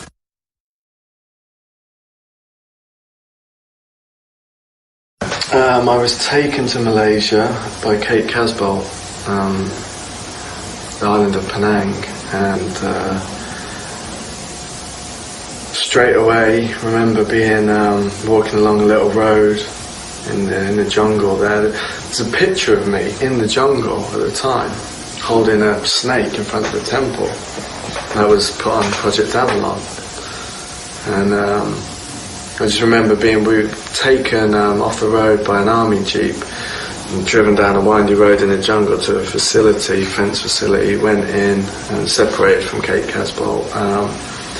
Taken underground in a lift, and there was kind of some command centre there, just a series of computer operators in their desks, and taken by an American military officer and shown video footage. I think it was some kind of satellite video footage, and I'd handed him something to do with remote viewers too, and it showed a alien creature in the jungle, a type of bipedal wolf, almost like a small Bigfoot, but wearing almost a brown robe with a belt around it, with some kind of hardware around the belt, and it was a still camera shot.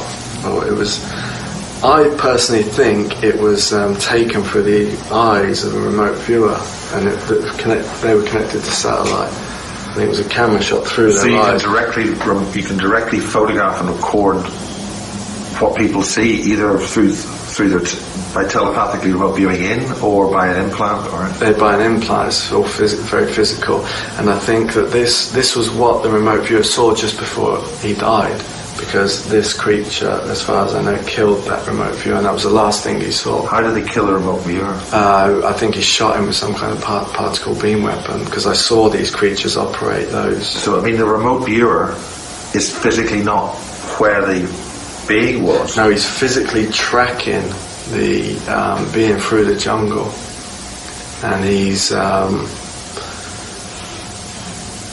think he's seen him from a distance, but when I say remote viewing, he's like a camera, he's zoomed into him using from a long distance, using his physical vision, but using his remote viewing abilities to zoom in. Right.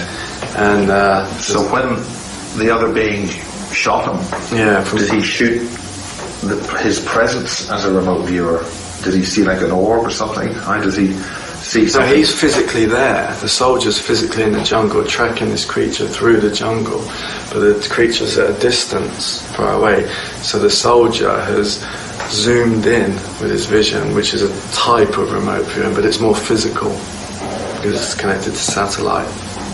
But then how is he shot if he's so far away? Because the creature on the still shot that I was showing on the screen, the creature turned around like that and has looked. So, from my understanding, the creature seen him and then, like a sniper, shot him from long range with these particle beam devices that they use. So I was shown that, and I was the creature growled at the same time, and that was picked up, the sound. And below the still shot, there was a sound wave of the growl. And the military officers used the word gruff. I'm not exactly sure what that meant. A gruff? Gruff, just gruff. G-R-U-F-F. Gruff. And they played the sound wave to me under the screen, which was the growl. And they played it to me once, and then they said, focus on it. And then they played it to me again. They played it about 3 or 4 times, and each time was picking up the energy signature of the creature. What do you mean by the energy signature of the creature? A lot of it's to do with its scent. I was picking up its scent, but by hearing it, I could smell it. So that would help you track it? Yeah, and this is where it comes into the conditioning we went through with the animals back in Canada. So then, bring us to where the event happened. So I was taken out again above ground, put in a there was a 2-jeep convoy, soldiers, and there was a woman in the front, and we were driven through the jungle it was like a path in the jungle, basically, and we got out and we trekked through the jungle for hours. I mean, I was only a little kid, and after a couple of hours we stopped for a rest in this clearing in the jungle. It was like almost like the pathway turned into almost a crossroads, like one path coming this way, one path there, like a crossroads, and we'd just stopped to have a drink and have a rest, and I'd pick something up in the trees, and what do you mean by picked it up? Sensed it? I smelt it, but it's more than just smell. It's like you can see smells. I picked something up in the trees, and I looked up and I saw it in the tree. We were supposed to be tracking it, but it had been following us. It already knew you were coming? Yeah, and it was there, it was in the tree. And I shouted up to one of the soldiers, I said, "It's up there." And this is where the abilities of these soldiers comes in. This was the first time I saw the abilities of them. And this was later I would have the same abilities. The moment I saw it and it knew that I'd seen it, it kind of went up like that, and it shot some beam out towards me. It was almost like it made the air like swish, like a rotation, like that. I just felt the swish, like this rotation sort of coming towards me, but it was like metallic, but it glowed. The air? No, the thing that it shot. Yeah. This particle beam or whatever it was. You could feel, it was so powerful, you could feel the air moving to come towards you, and it was swiveling as it came through. But it was so fast, but my senses picked it up, and just before it hit me, one of the soldiers somehow projected some force field around my body. And so this is a relatively slow... No, it's very fast. This happened all in a split second. I'm not sure. It's almost like time slows down, and it all happened in a split second, but the soldier was able to project a force field around my body before it hit me.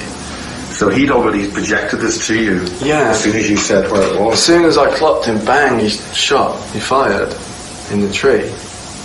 So this is a protection mechanism? The soldier projected a force field around like an egg. It was almost like water. And then boom, it didn't hurt me at all. Didn't even. And then it all happened so fast. And then I seen another soldier. He's up in the. We were standing here, and he's up in the tree here on the left hand side. Seen another soldier, like in a split second, he's there. He's like a cat. He's run to the tree, and he's scaled up the tree. He's run up the tree like a cat. Yeah. Like an animal. He's actually run up this big high tree. Is this like a palm tree or some kind of leafy tree or with lots of branches? Or... It had quite a thick trunk. Enough, it was bigger than his body. Yeah. Maybe 1.5, twice the size of his body. And he's standing there. It wasn't the soldier that projected the force field, it was a different one standing behind him, and he's there. He's in a split second like a cat. He's at the base of the tree. And like I say, then he's running up the tree, scaling up the tree like a cat. And he gets to the top of the tree, and he's like perched on top of the tree in the branch. He's perched like a bird or something, like squatted on the branch. Like looking up, and his back is like expanded outwards. He's almost like pulled energy up, like from his centre, and he's like, boom, and his back's boom popped out. What popped out? His back, the muscles in his back have popped out. Yeah. Like bulging out of his top. Like, and he's perched in the tree, and this thing has either jumped from this tree to the next tree, or he's some sort of teleported to the next tree, to the next branch. He's gone woof, just... Yeah, but it's like he launched himself, but then you don't see him flying through the air. He sort of launched himself off the branch, and then he's like, poof, he appeared. he does the same thing. He chases him into the next tree, and he like sort of launches himself off the branch. But again, he's sort of teleportation. He just appears in the next tree, and then the creature's like boom to the next tree. They're chasing each other through the trees. The creature and the soldier. I mean, it's amazing to watch. And after a while, they obviously disappeared. You can't see them anymore. And one of the operators had a type of laptop computer, and he wanted. This was like really. He got it quickly next to me, and he wanted me to tune in. I shut my eyes, and I could see a screen in my mind's eye, and I could see the creature's a red dot on the screen moving forward. So is he following the creature, or is he following his compatriot following the creature? The guy in the tree is chasing the creature through the tree. Is the red dot the actual creature? The red dot is the creature. This is some kind of satellite remote viewing thing, link up. And the red dot in my mind's eye is like a map. Is the creature moving in a certain direction, and the soldier following him is a green dot, following him in the same direction. And on the screen, on the laptop with the soldier next to me, what I'm seeing, the picture, the map, is on the screen. So he's tracking it and he's reporting back to the base. Were there more red dots? Yeah, well, this is it. The other soldiers that were with us started running after them on the ground with their guns. They didn't have the ability to do all this tree climbing thing. They run through, and I saw them as a series of green dots as well, following behind the first soldier, not as fast. In other words, he had backup. Yeah, they were going through, and then I saw another dot moving in, a bigger one. A red dot or a green dot? I think this was a purple dot, the bigger one. And I said to the operator next to me, I said, he's calling in his ship. So he's calling in his ship.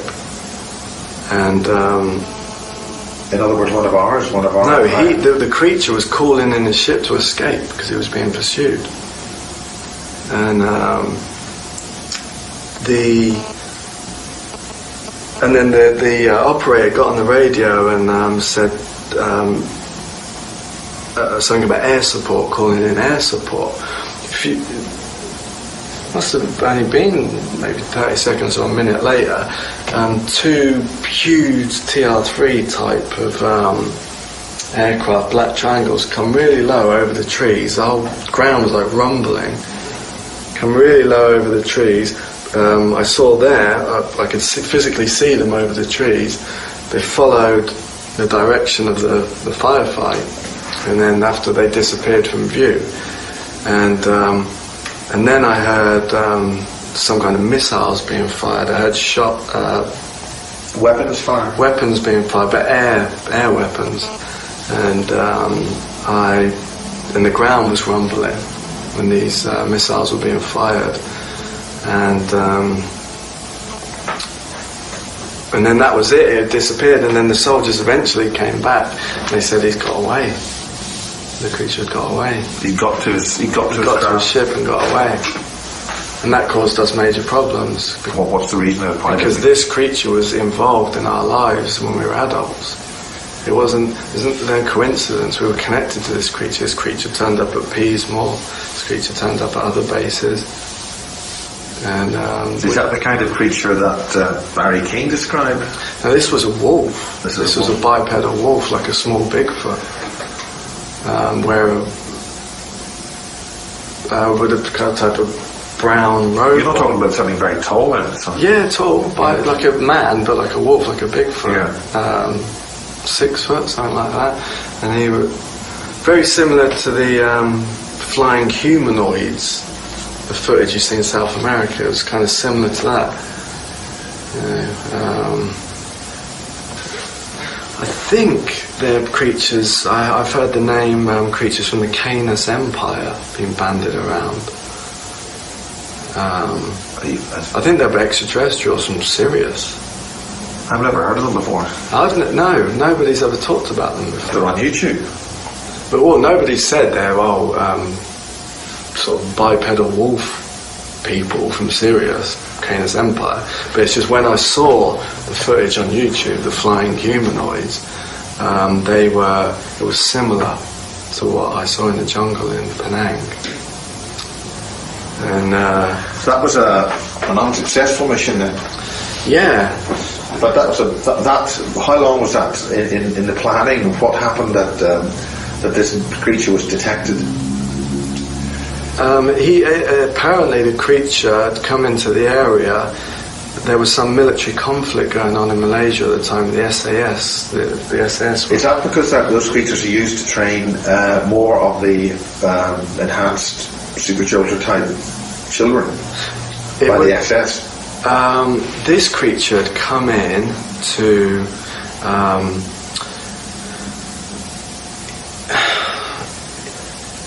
it was somehow learning about human emotions. It was learning from the conflict of the soldiers killing each other in the area. There was some military conflict between the SAS on the border of Malaysia and Thailand at the time. And so this is a conflict that we could look up? Yeah, it was an official conflict, an official war. And the creature had come in, it was learning about the human emotions, it was studying the conflict, and it was almost feeding, when the soldiers were killing each other in the jungle, it was almost feeding off their energy, almost in a sexual way, feeding off the death and the fear and the hate.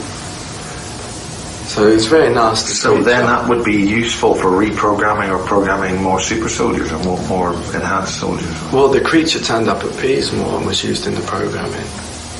So it turned up at Peasmore before or after this? This was years later. Yeah. Oh, years later? This years later, yeah. It came back to the planet. I mean, it might never have left the planet. So why were we trying to pursue it, to kill it? Or were we trying to kill it? Were you trying to kill it? I think we were trying to kill it. But then why would it then come back in and say hello? Because it obviously escaped, and then it had its human collaborators, which were probably these factions that we've talked about that haven't got a human race best interest at heart.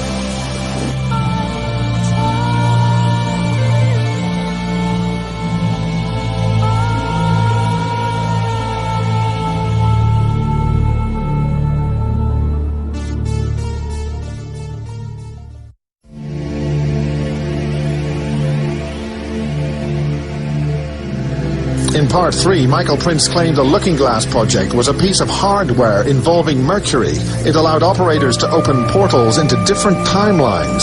Could this be related to the Nancy Bell project from World War II? He describes his life as James Casbolt, with his carer, Kate Casbolt. This gave a background to life as James and his stepfather, who died in prison in 2003. The MI6 connection is further enhanced. A complex, sickening family arrangement involving child abuse, satanic rituals, is familiar territory in this dark tale of mind control, the Nazi SS in a modern age, and an alien human war. While a young child in 1982, his service on an active mission in Penang, Malaysia is described. The pursuit of a humanoid bipedal wolf-type alien is described. In this final section, Prince's missions in Brazil and an active mission involving Dave Marrow, who we saw in Basis 7, and a shoot-down of a strange octoform alien creature's craft in St. Ives in Cornwall in March 2011.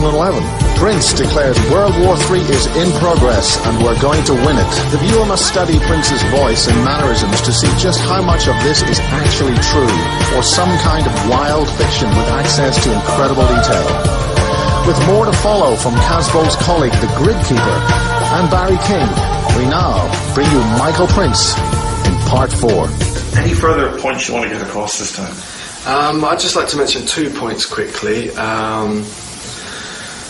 After that, I was transferred to a facility in South America, in Manaus, near Brazil. This was actually a facility in the Andes Mountains, big underground city. And that was another NSA facility, codenamed Plume. And George Bush Sr. was there again.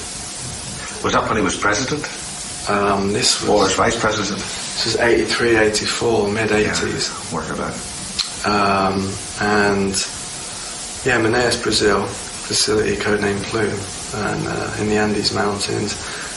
And that was a Nazi training facility. That we were trained in a huge hall there.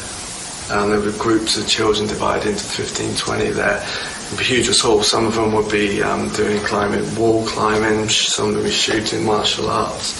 And the hall had 2 Nazi banners near the door, one on each side, swastikas. And Dr. Green was there because Project IBIS was started in 1972 at the Tavistock Institute, and Dr. Green was one of the people that started it, and Joseph Mengele from Auschwitz. He was at Plume. Joseph Mengele, he programmed us. George Brasini programmed us. We did operations there. George Brasini actually gave us medals there at that facility. We all lined up in the pin. Is that where the Nazis, I mean Brazil or that part of South America is meant to be known for where the Nazis went after World War II? This was Manaus. Yeah. And the second point is we mentioned there's a big cloning aspect of this. A couple of years back, 2008 it was, a close friend of mine, driving along the motorway in Worthing, and a car pulls up behind him, starts flashing its lights, and there's 2 guys in there. One of the guys is going like that, going to pull over. So my friend pulls over, the car pulls up, guy gets out in his suit, opens the door and says his name. He says, could you come with us, please? And I'd like to follow my colleague along the road. And my friend became very compliant. The guy in the suit gets in the passenger seat, the car pulls out, says, can you follow my colleague, drive along the motorway, follow it up, drive into a car park. Up there's an SUV in the car park, and the door opens. First person he sees sitting in the SUV is me. Second person he sees is another person that's here, another close friend of ours. Third person he sees is a perfect replica clone of himself sitting in the SUV. Can you mention the other person that's here at Pro? I won't mention his name on camera. We can talk about it afterwards. Okay. It's one of those SUVs, like a little conference room with a back table, like 5-7 chairs around it. There's 2 other young guys that he'd never seen before. And you get in and say, shut the door. The other guy waits outside, and they all sit down. They all just sit there staring at each other. He's got a clone of himself. He's fully conscious. Got a clone of himself sitting there looking back at him. The operative in the suit says, okay, says his name, what have you got to tell us? And he turns around and says, I don't know what you're talking about. And so I'm sitting there. At the time, my clone is in St. Ives with the Casbolt family. There's pictures of him there. And so again, sitting there, and he says, there's a silence, everyone's just sitting there staring at each other. Really bizarre situation. Again, the guy goes, okay, what have you got to tell us? And again, he says, I don't know what you're talking about. And then the guy says, okay, I think this meeting's over. And then when he says that, the guy the guy outside just opens the door, like they're communicating telepathically. All get out, and they just drive off, just leave him standing there in the car park. And there's a picture of one of my clones, a photograph of one of my clones in Iraq working for Blackwater, and the intelligence community put it on the front cover of I Spy magazine. And we've got a copy of that. You can see the picture on the internet. Yeah. What edition of I Spy magazine? 42 or 47. I've got the picture. I can send you a link. And I mean, it's a perfect clone, but there's no tattoos. Does he know that is he aware it's a copy of you? Is the clone? Yeah. I don't know what he's aware of. It's not until me. you talk to him. I mean, there's only one me. Yeah. But that's that's there on the front cover. There's also some crash retrieval video footage taken in Chichester. There's me at the crash retrieval site. Just there's another person here who's here at Probe. That's two people here. Yeah, no, there's me and another person here at Probe now. They're at the site of the crash retrieval footage. There's a shot down alien ship on the video footage. There's a group of reptilians on the video footage. There's a body, a small alien body. There's What type of body? it's filmed by an associate of ours who's connected to the SAS. It's filmed at Goodwood Hill in Chichester near Goodwood Airfield at night. He's filmed it from about a mile away. It's a series of hills. It's very indistinct, that material. Yeah. It's not sort of there's the alien with what. But you can see if you examine it closely and look at it, you can see that there's a group of beings that, if you can compare the other guy who's here at Probe, very tall, 6'3", that these group of aliens walk past him, they're towering above him, they must be 8 foot tall on it, and they're carrying the body away. They're all walking. Are they Valon? They're reptilians, these creatures with horns. Now you can make out the horns if you look closely, if you blow the video up. Are they stub horns or? Not huge, Right, just about here. Short stubs? Yeah, short stubs. And you can make it out in the video footage if you blow it up and keep stopping it, look closely, you can see the horns on the head. And they all walk in perfect sync together like robots, like they're all a collective. You can see that, you can see they're not walking human. On it, they carry the body back to their ship. You can see their ship on the left-hand side. You can see an object with a beam come in. And then there's the fire engine to the right and the vehicles. That's where the SAS were. That's where I was, on the right-hand side. My friend who's at Probe and another two of our associates there stood in front of the ship. Now, when the reptilians walk past my friend, you can see him, if you slow it down again, look at it a few times, blow it up, you can see he freaks out like that when they walk past him.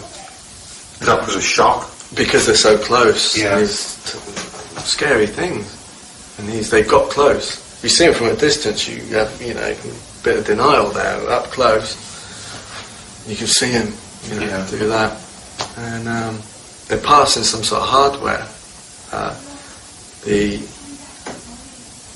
Those operatives, those human operatives near the craft have passed hardware back to the reptilians that they've just been loaned, and it's again these small cube type devices. And these cube type devices, they have many, they do many things. And they operate by thought? Yeah, they connect to brainwaves. On this particular night,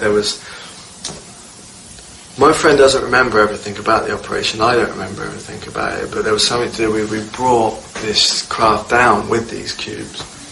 Again, some kind of particle beam weapons.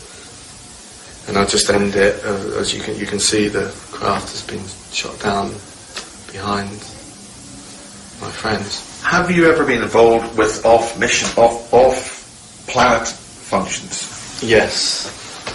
And when I talk about off-planet, there's extraterrestrial, physically in this universe, or has it been through a portal of some kind, like into a different dimension? This was Sirius, a planet on Sirius, and this was. What was involved there? This was a transport from the facility in London, mid-90s. Transported on the underground tube system through a Stargate from London to a planet on Sirius. Is there a particular train station that is a Stargate? There's the Stargates in London, CLC1. So you go. That's basically near Westminster. Yeah, there's a hotel on Park Lane. There's an underground car park there. You can drive into that. If you got the clearance, go down the lift. Then you can get into the lower sections. If you got the clearance, get on the train through the Stargate to this planet in Sirius. It's like a water well with a big landmass in the middle. There's a facility on the ocean bed which is a perfect replica of the Pentagon. Why does it have to be a perfect replica of the Pentagon? Or the replica, or the Pentagon is a perfect replica of this facility. Oh, right. That's more correct. Yes. But I think this facility in Syria has been there thousands of years, and they basically. So that means they must have known about this and seen it, obviously, to build it. Well, they've been there. The people, I think the people that built the Pentagon have been to this place. And it's interesting because I think it's divided into like 7. It's a Pentagon within a Pentagon within a Pentagon. Each section of the facility houses a different alien race. And it's actually an artificial intelligence facility. The facility is an intelligent... It's an artificial intelligence. It's actually an AI-based computer system controls the facility and controls each alien race in each section of the facility. And AI is doing experiments to see which of the races in the universe, I think there's 7 root races. The artificial intelligence is doing experiments to see which one is has the highest survival dynamics, which race is basically the most powerful. And so this artificial intelligence, who was it made by? I think it's really old. Because you mentioned in some of your emails about an artificial intelligence system which has taken over the planet, and we are trying to fight against that. Is that something? It did take over the planet, but there were some operations last year in France, in the north of France, and it was shut down. How does it manifest itself? I've got a theory that the electricity supply system and the computer supply system and the broadcast system are being used by an artificial intelligence to take control of us. That's what I summarises what's going on. Is that related to that? This is a huge subject. It's a huge scientific subject, and I know a fair amount of it, but it's all included in the Project Ibis data that's been released on Camelot by Kerry Cassidy. Right.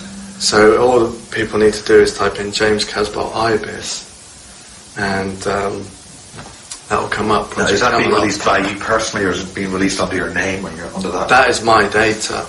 Yeah. That's being released by Kerry. In that paper, in those papers, and that data on Camelot, I'm talking about the physical computer system, how it operates.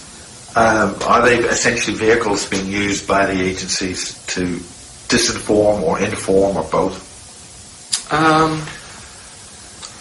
Probably say it's a mixture. Yeah. Mixture. There's some good information coming out. What things should we look for? It's alien-human war. World War III, alien-human war. And that is going to be manifest as sort of ETs running down the street shooting people, or flying saucers landing on Blackpool Tower? That's happening all the time, Miles. There's, I sent you the briefing report about what happened in St Ives a couple of weeks back, which was in broad daylight. A ship was shot down. There was jets over my daughter's school, military jets. Next thing, this was in 3:15 in the afternoon, the ship was shot down. It came down in the back garden on Park Avenue. Police, fire brigade. And there was some kind of octoform? They sealed the roads off. I got sent up there. They got sent in, and an octoform would be what I would describe as an octopus. Well, this was like this was a physical large octopus. There's nothing etheric about it. This is the kind of thing. Well, this was a physical large octopus. There's nothing etheric about it. This is the kind of thing that I've seen trying to break into the back of Sky Television. It was. It had come down. It had crashed into the shed, set the shed on fire on Park Avenue. Was this its craft or the creature itself? No, the military jets had shot the craft down. It had come down, hit the shed in the back garden of a house on Park Avenue. What sort of size of things are we talking about here? What, the ship? The ship, yeah.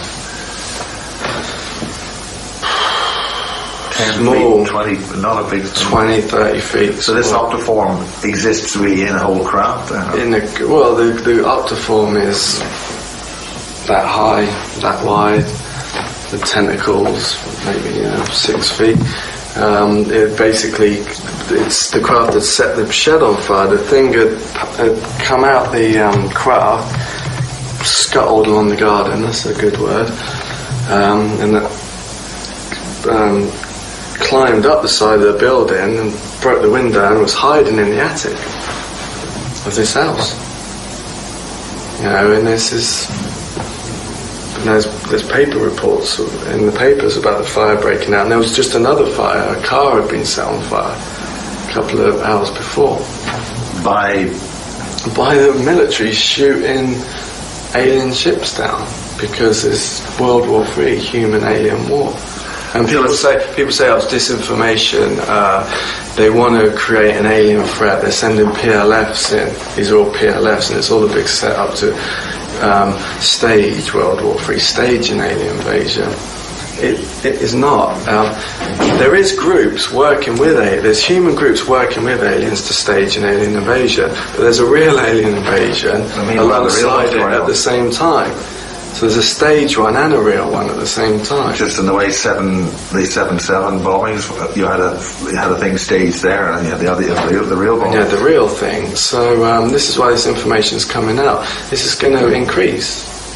This is, anytime you see a fire in the street now with police sealing the roads off, ambulances, fire engines, and you're not allowed near it. Be suspicious, investigate it, find out what went on. So we're losing the ability to keep the cover up, the lid on the cover up. So at what point do we have a holy shit situation? Are we getting near to that point? Well, we're kind of in it now, but I don't think it's anything. We're going to win. This is. You don't think we're going to win? No. What I mean is we are going to win. When AI did this. These series of scientific tests to work out what race had the highest survival dynamics in this underwater facility, it was determined that the human race had the highest survival dynamics. Now there's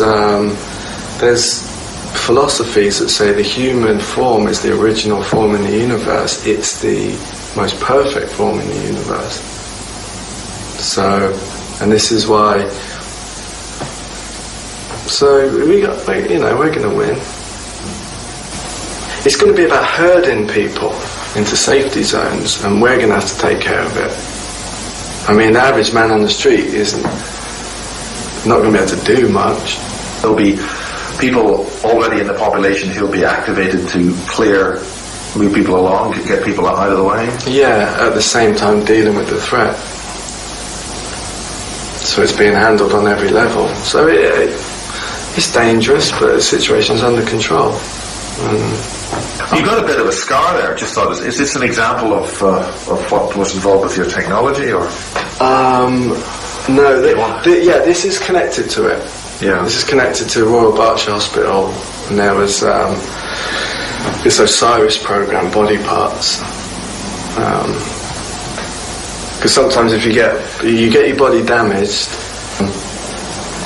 Instead of just surgery putting you back together, they might just cut the body part off and attach a new one. Some people know who my fiancée is. We're getting married soon. Her story, her testimony, what she's been through,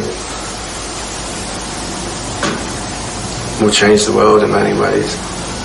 Is she able to discuss that at any time? She's not able to discuss it at the moment. There's too many implications with her. We're having constant harassment in many ways, and we're having to take the fight to the people who are harassing us. We've got constant protection, bodyguards. When we met in France last year, she wasn't allowed into the country. She was detained in this country. At Heathrow, when she tried to visit me from America, some very nasty things happened. Very nasty things. I think you know about that. Yeah. And we had to meet in France. We had a bodyguard there from a private security firm, chauffeur. And he drove us from France to on the ferry. We came through Plymouth Border Control, and we were pulled in again at Plymouth Border Control.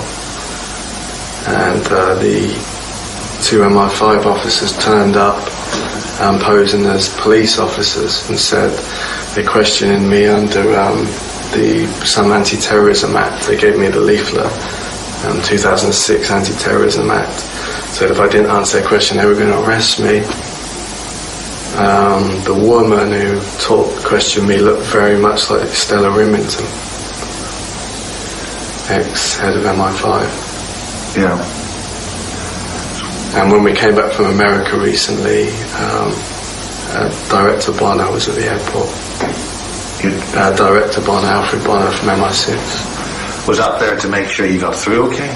He was there. We got through okay, but he was there just at the end, just showing his face. Just to sort of like the cavalry's there. Yeah. Yeah.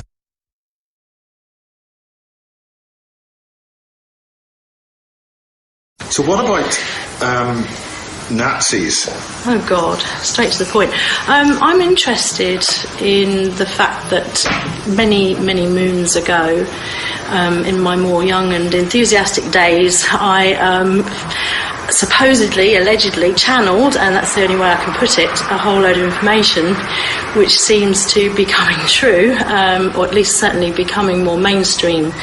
And I always at the time believed that a lot of what people were experiencing in terms of alien abduction was to do more with secret research projects that probably originated back in the Third Reich.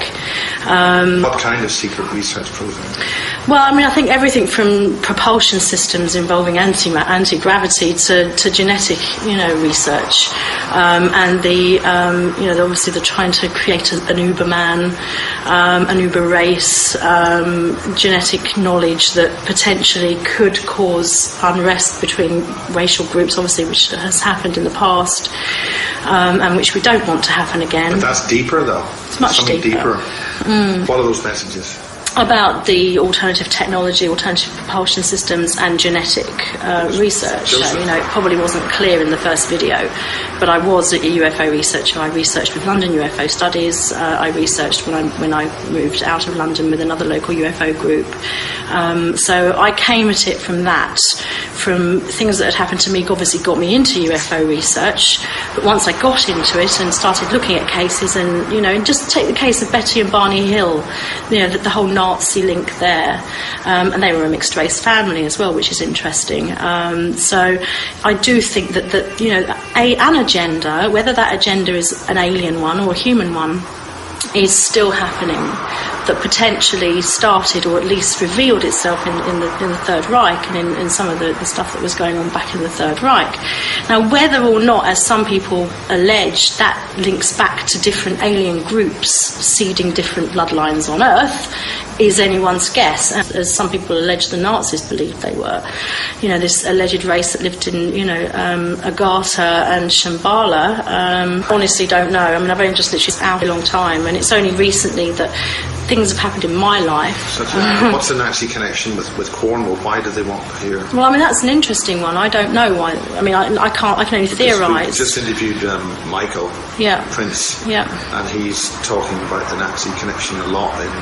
Yes, that's right. And that's one of the reasons why I've decided to speak out, because that he, I've only met him once, and he was obviously very much triggered by Barry King's information, and obviously that made him remember a recall or connected with him on some level, and now he is speaking about the Nazi link. It has made me think, well, he's in Cornwall. More correctly, the SS link. The SS, yeah, the SS. What's absolutely. the speciality about the SS? The thing about the SS, it's interesting with the SS. I mean, the SS on one level was, a police. This is the whole point. Well, it is. Yeah, but we don't officially. It isn't.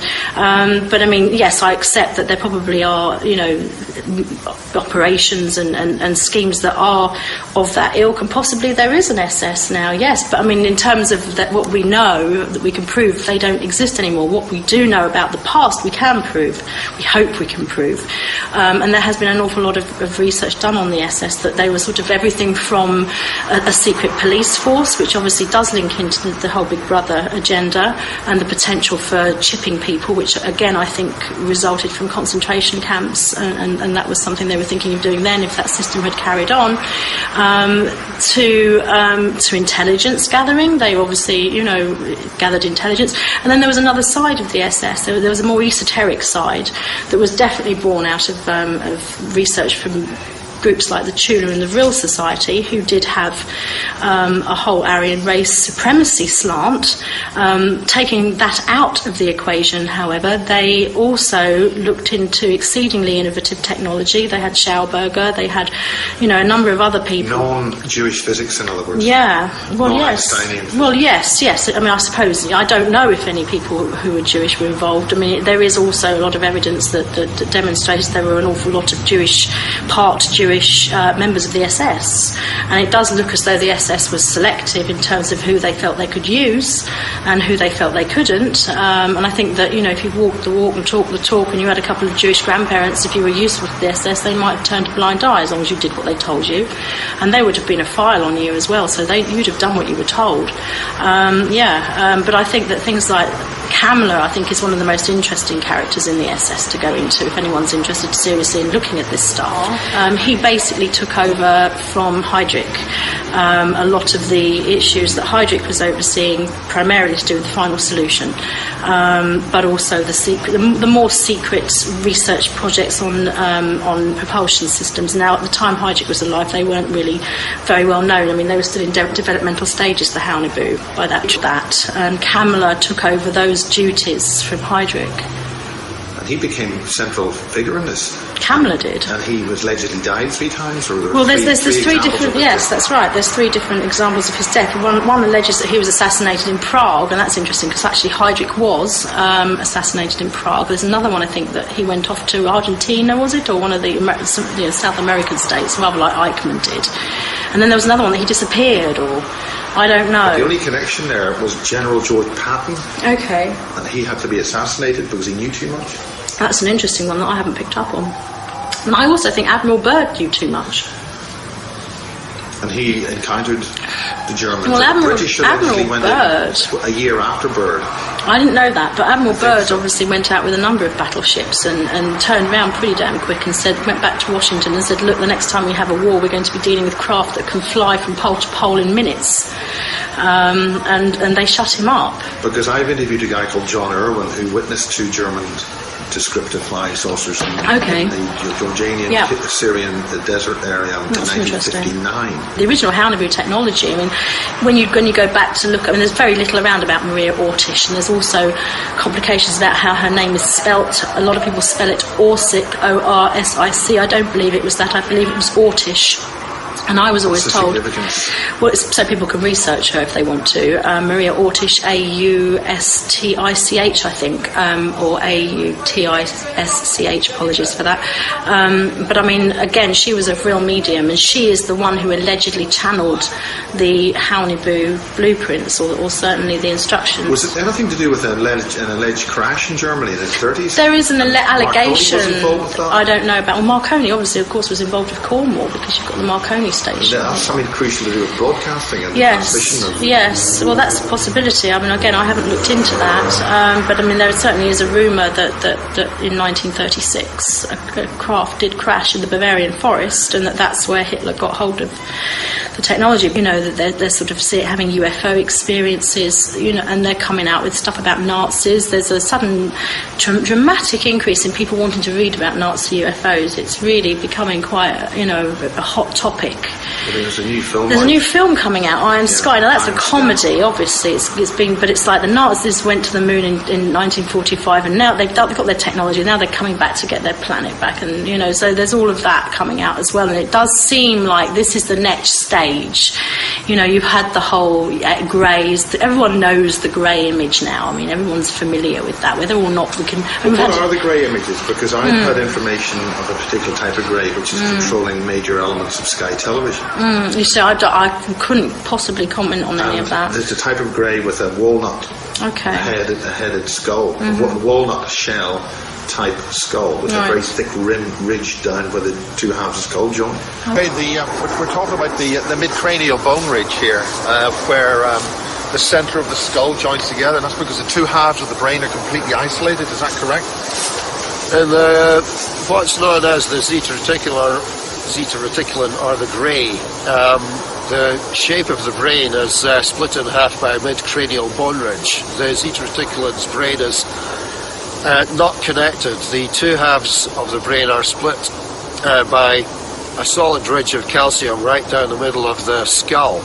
And it's interesting that a couple of years after being told that, Puerto Rican drawing, because I read the Spanish language, and I started subscribing to a Spanish language magazine from Puerto Rico, and one of the UFO witnesses drew an alien grey as having a mid-cranial bone ridge, a quite distinct line down the middle of the head to make sure he conveyed what he had seen. So it's a very interesting correspondence there. I do think Jorge Martin's Evidencia OVNI is a very useful reservoir of information for people who want to get supportive data, albeit it is in Spanish. Nevertheless, for people to see exactly the same thing on a highly isolated island out in the middle of the Atlantic Ocean is surely quite strange.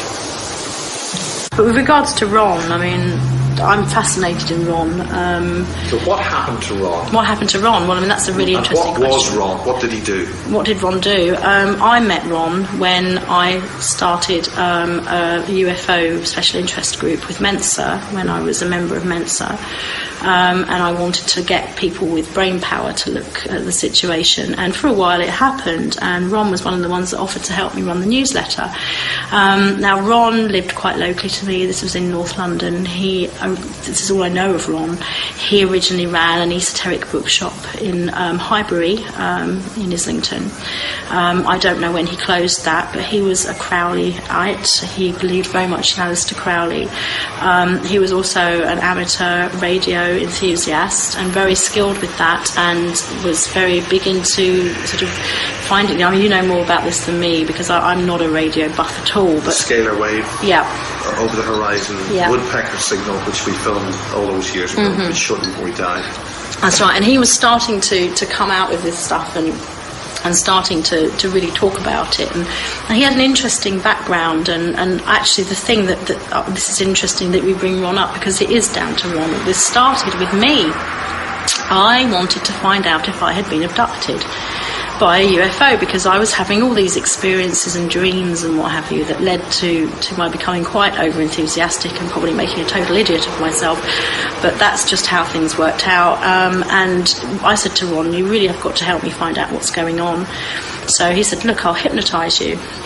Yes, I said, I don't mind you doing that because I trusted him, and he hypnotised me, and all I did was come out with stuff about Hitler. I just came out with all this stuff about Hitler and the SS, and I don't remember all of it because he didn't record it. He didn't write it all down, but he got extremely engrossed in what I was saying. And it wasn't that night, but it was a few weeks later where he actually told me that he'd looked into some of what I'd said.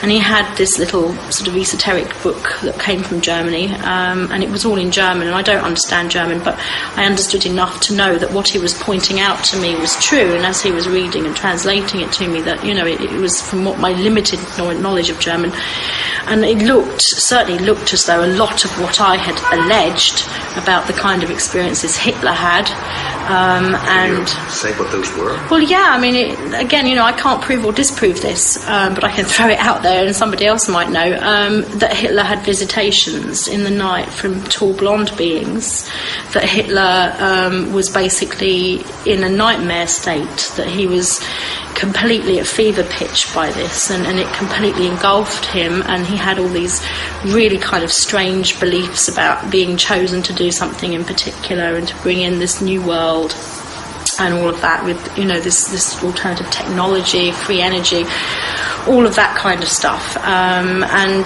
that's basically what it was. And because the first question, that Ron had asked me was,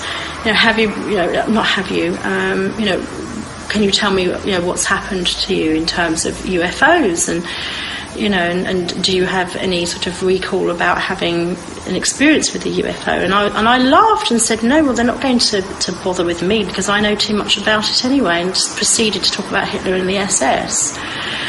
And what was he talking about in the essence?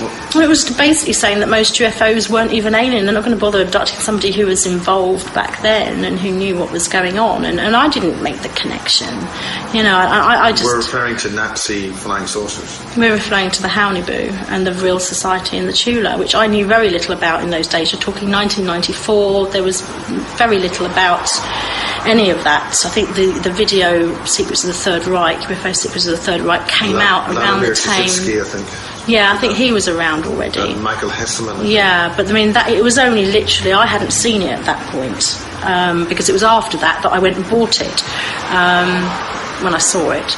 So yeah, but yeah, it was just basically that. And then, of course, Ron and I, being, that we were very interested in the situation anyway, we just used to sort of talk about stuff that went on back in the war. And he felt... What stuff that went on in the war? Well, with the Final Solution mainly. And again, I didn't really see... What was the purpose of the Final Solution?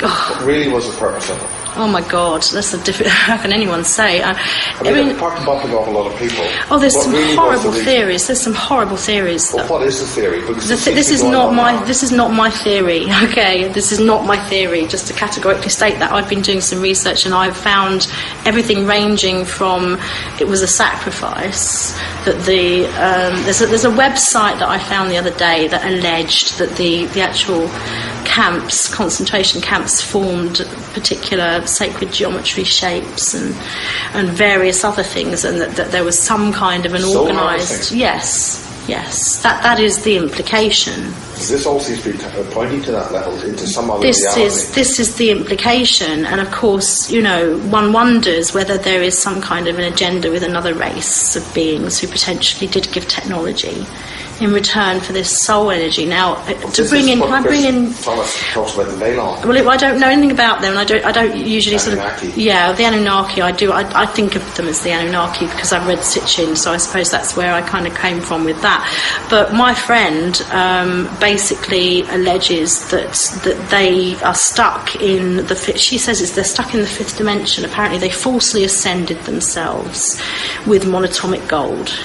And they're stuck. They basically ascended without going through the process that you're supposed to get there. Again, my friend says that we are multidimensional, but the whole point is to bring all the aspects from all the dimensions into the one you are now. Yes. So that you can. That's what Chris Thomas said. Yes, I know, because I looked at Chris Thomas and I thought that's exactly what my friend says. So I trust that because I trust my friend, and that's the process that I've been going through myself, which is why integrating some of my past life aspects has been pretty hard. I was blown away by some of what he said. Some of it I didn't resonate with, but then that's the same with everything. You resonate with some stuff, you don't with others. But I felt that there was a hell of a lot of truth, in the truest sense, about what he said. And I felt very much that this is a truth that actually could appeal to the ordinary person on the street, because it's nothing you have to become a particular guru or Buddha to actually experience. All you've got to do is really find who you are. It's quite simple. My own personal theory, however crazy it sounds, is that, we can affect our reality by our state of consciousness. And exactly. I don't think that... Is this my take on this is that our consciousness is being deliberately manipulated, so we do. Possibly, that's a strong. Yeah, point? I mean that is a very strong possibility. Yeah, that directly engineering reality. And this is again the whole concept of creating one's reality with consciousness. If people are feeling like shit, excuse my language, they are going to respond accordingly. We're talking about scuttlers, right? Now, do you know them as scuttlers? I've never known them as scuttlers because they scuttle. Black spider crab type things. Yes. Well, what happened? What did you see? What did we see? Well, before I had an extremely weird experience in 1999, which I do not know whether it was. You had a lot of weird experiences. I had a hell of a lot of weird experiences. But so this was amongst weird. How weird is this? This was off the scale weird because I can't explain any of it. I can't even really explain it with psychology because I went to see psychologists and none of them said that there was anything wrong with me. They just say you're nuts. The trouble is that there was nothing wrong with me. That's the problem. I wanted there to be something wrong with me so I could take a pill and make it go away. But there was nothing wrong. And because I was, getting this whole load of information about what was happening in Bosnia, and every week I was predicting what was going to happen next, I kind of proved to these psychologists that precognition is real. So actually he was very interested in me. But what we had before this strange experience that involved a signal going into my ear, and the playing out of... That's for the blue beam thing? I have no idea. This is the thing. I need to find this out. But before that happened, we had, my partner and I, my then partner and I, had a whole load of nighttime visitations by something that made a noise under the bed. And I thought we had a mouse or a rat. My ex-partner went under the bed when we heard this one night, screamed his head off. He wasn't the kind of man to be prone to flights of fancy at all. He said there was something black, like a crab, under the bed, and he said it just shot past him. He was terrified. We both went under the bed at that point and with a torch, and nothing was there. Then the following night, my youngest son saw it in his room. My eldest son, who was young at the time, saw it in his room, and we... what did he see? He saw a similar thing. He described it as being like a black hand moving around on its own. So it sounds very similar to what you saw. And that was about a week or so before I had this hugely dramatic experience, which did feel like a complete altering of my reality, I must admit. Reality. It was a reality. I call it fluidic reality. Well, it was the most bizarre thing. I was actually in the grounds of the place where my very well researched past life had lived, and I didn't realise it was my past life at the time at all. I had no inkling whatsoever. I wasn't interested in past lives in the slightest. But I took a step. And as I took this step, I heard this God Almighty clunking noise, and it sounded like a big vault being opened. It sort of went shoom like that, like a massive vault being opened, metallic. It went clockwise. The sound went clockwise around me, and it went shoom like that, like a kind of big metal seal opening. And simultaneously as this happened, there was a ripple of light that went all the way around the trees and made everything look really fluid. And it also felt at exactly the same time that my spirit had literally flipped around in my body. And I call it fluidic reality. I don't know what the heck it is. A fluidic space. But anyway, I said, looked at my partner and said, did you hear anything? He's like, no. And I was like, okay. I'm feeling very, very scared by it, because it's about one of the only times that I've ever had something that no one else heard or could see. Because, when I've seen UFOs, there's been other people there. And even when I had the strange channeling, that it corresponded with a lot of what Barry King said. So I've always been able to verify the things that I've had. And I couldn't verify that at all. That was completely something that I had no understanding or comprehension of. And it was after that happened, a couple of days after that happened, that I had this signal going into my ear. And it basically... What was it like? It sounded like white noise, going into... And it literally went into my ear. Sometimes when you pick up the telephone and you listen to your computer... Yeah, it did sound like a modem kind of thing, like an old-fashioned... Yeah. So I don't know why they take that, but of course James Casbolt has alleged that there's that I'm involved in one of these programs at Brecon Beacons, and I would like clarification on that, really. Okay, you're talking to James Casbolt or Michael Prince. What exactly do you want to say to him or about that program? I don't know anything about it. I mean, I honestly don't know anything about it. I know that Brecon Beacons is a military facility. It's SAS training and things like that, but that James has gone, or Michael Prince has elaborated more recently, and he is alleging that there's a lot of SS stuff going on, and I don't know if that's a part of it. I'd be very interested to talk to him about that. I really would, because I want to get things straight in my mind about the SS, about what's going on, what potentially started back in the Third Reich, and what potentially is still happening now. So that's something I would be very interested to talk to him about. But he has alleged that there is a clone of me. And he said on one of these forums, and I can't remember which one it was. Avalon, probably. Yes, I think it was. Camelot. Yeah, it was Avalon, I think. And he said that it's this clone of me is called Proax something with numbers after it.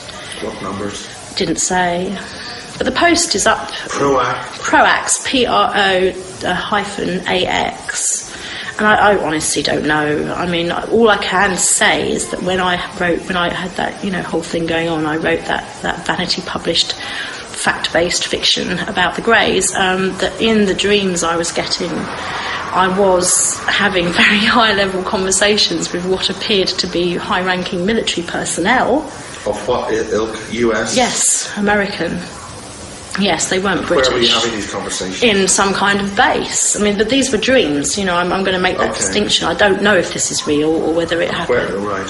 But the dream. I mean, the last dream I had was it was almost like a massive debriefing between me and these generals, and I was being treated on their level in this dream. This is what's so strange. Any location? When No, was this recently? God, no. This is going back to before I spoke to Barry King. Jesus, you're going back 92 then? 90, middle 94. It was around about summer 94, September I think it was. Do you have anything you want to say to Barry then? Just to round this off. Well, yeah, I mean, it's, you know, I'd love to catch up with him actually. I'd be very interested. And say, how is he? A bit ill, we remember talking to him yesterday, but he wasn't able to do that. Well, give him my very best wishes, and, you know, obviously apologies for the fact that I did get quite excited in that early video. I mean, it was so excited. I suppose what was really... There's an awful lot in that video which is even more important now. But when I was talking to Barry on Skype the other day, he was saying that he put more information into the documents, and people need to look at the documents that he was released. And that's why the documents are available on Basis 2, Take 2. If you put the disc 1 into the computer and don't look at it as a DVD, but look at it as an ordinary data disc, there's the entire scan of the voice. Yeah, I've still got all my hard copies of the voice, and there is a lot of information in that. He's saying that he got more information out than he wasn't allowed to within the voice. Okay. That's the last thing he said to me the other day. But I mean, certainly... That's the first time I've spoken to him since 2001. Yeah. Well, certainly from my point of view, as somebody who experienced phenomena that I couldn't explain, meeting Barry, which is again why I was enthusiastic, meeting Barry was, you know, amazing, because it was like, whoa, you know, this is like, oh my God, you know, this man is kind of coming from a completely different place to me. He hasn't had all the dreams and the psychic stuff, you know, but he's kind of confirming what I've been led to believe. And I suppose that, in a way, you do get a bit sort of, oh my God. Well, it is, isn't it? It is. It's a very big thing. It's a very big deal. And I was young, you know, and I do sort of, you know, think that perhaps I got a bit over enthusiastic about it. And there's a machine in there, and they start seeing projected, reactivated dead German soldiers. Right. And they reanimate. Wow. And they also reanimate and come out of existence. They just suddenly just appear. And their task is to protect the outpost. Well, that sounds very similar to what Ron Adams suggested was at Copt Hall. Copt Hall, yes. Yes, that we went to. Now, and he mentioned this thing like a vending machine. He mentioned that there was a machine that was like a, you know, it looked like a vending machine, but it effectively, you know, make kind of reanimated. No, we never got that. Well, he said that it triggered stuff off, and then all of a sudden military people would turn up. That's what I remember him saying. I mean, I might have got part of that. Can you get any more in there? Because this is very important.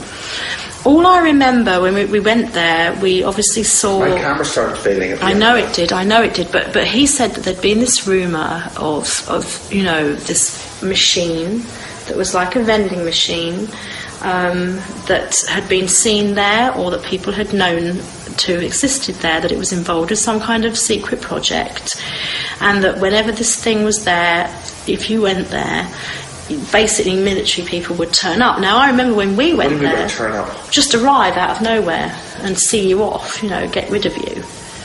Yeah. Which happened? Like protect. Which happened to us. Yes. It did happen to us. Yes. We were seen off in no uncertain terms. Somebody turned up. Nobody was around, but somebody turned up in a Land Rover, if I remember rightly. I don't know about that. I think it was a Land Rover. It was something. It wasn't a military vehicle, but it was a sort of, you know, it could have been sort of. It looked a bit paramilitary to me. The whole thing about the guy looked paramilitary to me. Yeah, well, he definitely was military. Yeah, definitely had. He had links to that, and he just turned up. out of thin air when we were there filming, and got very interested in why we were there. And that's when Ron was actually quite a decent. He looked healthy and. Yeah, Ron. It wasn't very long before he died. Actually. So what happened about the story about Ron? What the earring? His earring he's wearing is a skull with a little snake, a skull on the top of a snake. Most interesting, odd symbol, for an earring. In what respect? Well, definitely sort of occult leanings or whatever. Esoteric, for want of a better word. You're not there. Military style. It's very interesting, wasn't it? Yeah. To ask him if he's military. No, but I wouldn't. He's dressed in military clothes. He's got military clothing on, I think. We interviewed Ron, and we did the scalar wave thing, then went off to Rendlesham, I think that day, and he died. He died. He rang me up, actually, a couple of weeks before he died. He was getting very, very paranoid, very frightened. What happened to Ron? What happened to Ron? What do you know about his history with Rendlesham? I don't know very much about his history with Rendlesham because we never talked about that. We talked about the Third Reich, which he was extremely involved with in terms of his own research. But he phoned me up and he got really frightened. And he said, look, something's going to happen to me. He said, they're coming more and more, meaning greys, because that's what he was having, experiences with. He said, something's going to happen to me. Now, his wife had said that he was getting to the point where he actually wanted to turn his study into a Faraday cage. He wanted to put chicken wire all the way around it because he felt that was the only way that they couldn't get at him.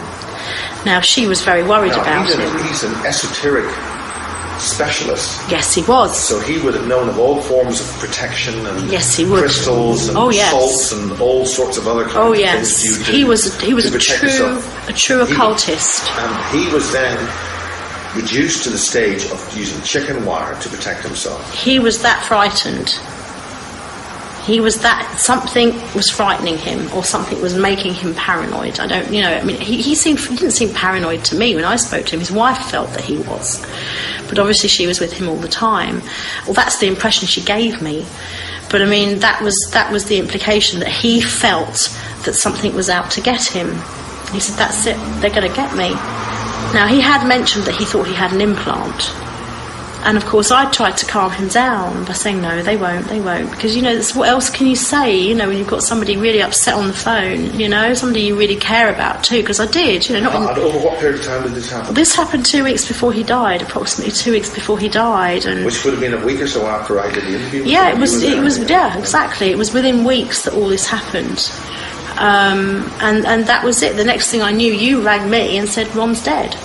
And I was absolutely flabbergasted by that.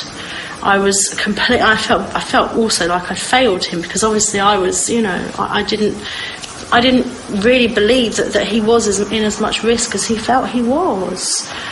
But I didn't know about the Bentwaters thing. The Adams family is a family I met around about 1994, and they were the only civilian family to have lived in US Air Force Bentwaters from 1970 to 1976. They were surrounded by military personnel and were very friendly with all of the military personnel. They would go on all the dances, go to all the Christmas parties, birthday parties of children, all the see the New Year in, So from 1970 to 1976, they left in 1976, and Ron started running a bookshop in Highbury in London. The shop's just a kind of supernatural orientation type of bookshop in Highbury, and Ron kept it going. But I would think that the most important thing about the whole family is that Ron, his wife, his 2 sons and a daughter-in-law all believed that while during any stay at US Air Force Bentwaters, they were abducted by aliens. The whole family, the whole lot. I talked to the wife, I talked to Ron the father, I talked to one of the sons, and the son indeed, whose name I can't remember, was very traumatized and had an instantaneous fear of terror of spiders. I think it was the younger of the 2 sons. He was the only one that I met when I was at Ron's in Chase Road in 1984.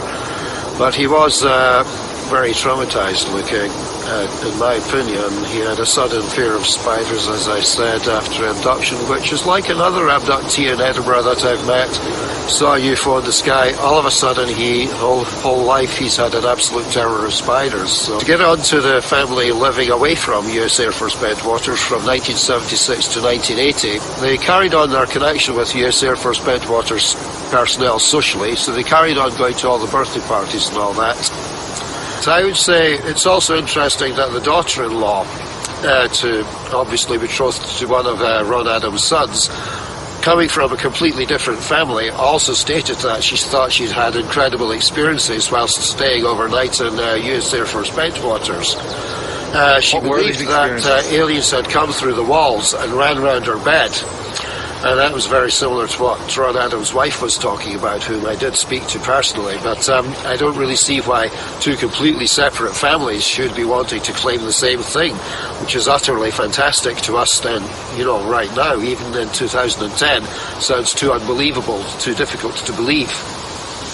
No, Ron certainly was being abducted a hell of a lot, and it worried him enough to try to put the Greys off abducting him by smoking a lot. He would say to me that he was smoking just simply to put the Greys off, to pollute his blood deliberately and make his blood useless to the Greys. So he definitely had this picture, which I'd been told about a couple of years before by another source who was MI5 connected, and Ron was smoking pretty badly and dangerously, just simply in terror of being abducted by the Greys. So we're a little bit suspicious that Ron's death at the age of 65, while recorded as being of a heart attack, does relate to his being abducted by the aliens. Not beyond the kind of conversations we'd all had together, because when we met privately to do the newsletter, we always ended up talking about the SS. It was bizarre. We would talk about everything from the ovens at Auschwitz to the sort of the Haunibu, which, obviously we knew that they had flying discs. Yeah, we didn't mention Bell. That didn't come up at all. But I mean, it was like, yes, we both believed the Nazis had these machines, and that these Foo Fighters were connected and things like that. And theories about the Tibetans and about how when the Allies stormed Berlin. That's the Hathor. Well, apparently, I don't know. I mean, again, I don't know. But I mean, Madame Blavatsky went out to Tibet. I know that, and we talked a lot about Madame Blavatsky, and we talked a lot about Theosophy, and the rumour that they found Tibetan soldiers dressed in SS uniforms in Berlin. And again, this is kind of flaky stuff. You can't really verify a lot of it, But it is an interesting thing, and we did used to spend quite a long time talking about stuff like that. And was it true? We sort of both felt that it probably was, and we both felt that there was a hell of a lot more than meets the eye about the whole SS situation, and that it all goes back there. It always felt like it all went back to the SS. It really did. But I think he did imply to me that he because he was obviously a lot older than me, and I think he was born in the late 40s. So it's possible he could have been a reincarnated person from that era. It is possible, whether or not I'm sure he mentioned something like that once, but I can't be certain. But I know that he's come back into our consciousness and our topic conversation now in the same way that some other people. Well, he's come back to me very much because obviously since more and more stuff has come to me about this SS stuff, Nazis here, but definitely a lot of what is going on now in terms of secret agendas, not so secret agendas, initiatives to depopulate potentially, like Codex Alimentaris and FEMA camps, fusion centres, a lot of the thing, weather engineering, a lot of that, I believe, goes back to the SS, and I think you could take it. All roads lead to Rome, and I think that you just got to go back to the SS, and we need to get more people who are prepared to speak about what they know. Like, Michael this thing called fractured reality and fractured reality is very, very interesting. I mean, I'm very interested in that because it did feel to me. That's the term I came up with. That's a good term because it did feel like that. It felt, when I was going through my experience, it felt like I was simultaneously living in between 3 or 4 different realities, and that whichever way I went, in terms of how I felt, was going to affect the wider implications for my life. I was basically choosing paths, and they would lead to different points. And so, yeah, that's kind of an interesting one. Okay, any final words this time around? No, the information speaks for itself. Is there any sort of one summation phrase you want to get across? What's the bottom line? What's the essence? It's a dangerous situation, but it's all under control. People shouldn't panic. But should they read up things, look up things? If they want to do their own research, that will help them.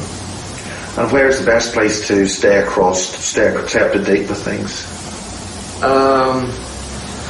Again, they can check out the Project IBIS information if they just Google James Casbolt IBIS.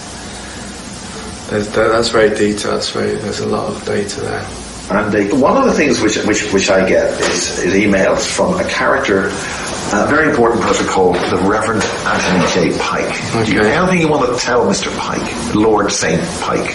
Anything I want to tell? Any message you want to say to Mr. Pike? Why have you pulled his name out of everyone? Well, he's disappeared off. He said his saintly duties on Earth had finished, and about 4 weeks ago, a couple of months ago, and he's off to a different planet. But he's come back. So I thought we'd send him a welcoming message on YouTube to say, Lord Saint Anthony. Okay, say hello, Anthony. Saint Anthony. God bless. Jehovah bless. It's Jehovah, isn't it? Yeah. Cosmic research thing. The chairman, Jehovah. Yeah. He keeps the world informed. Yeah. He's good. He's good. He's got a good sense of humour. Yeah. And anything for Barry? Barry, yeah. We've seen Barry recently. We're a bit worried about that. No, for Barry, no hard feelings. He did what he had to do.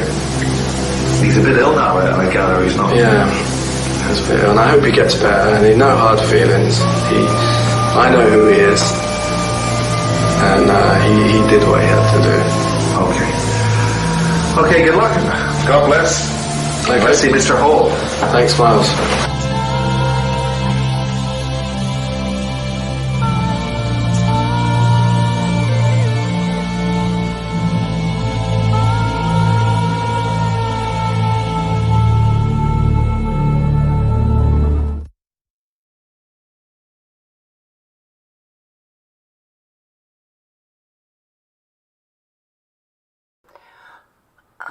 Before I end the broadcast, I want to apologize to Lukert, my favorite superhero bug bouncer.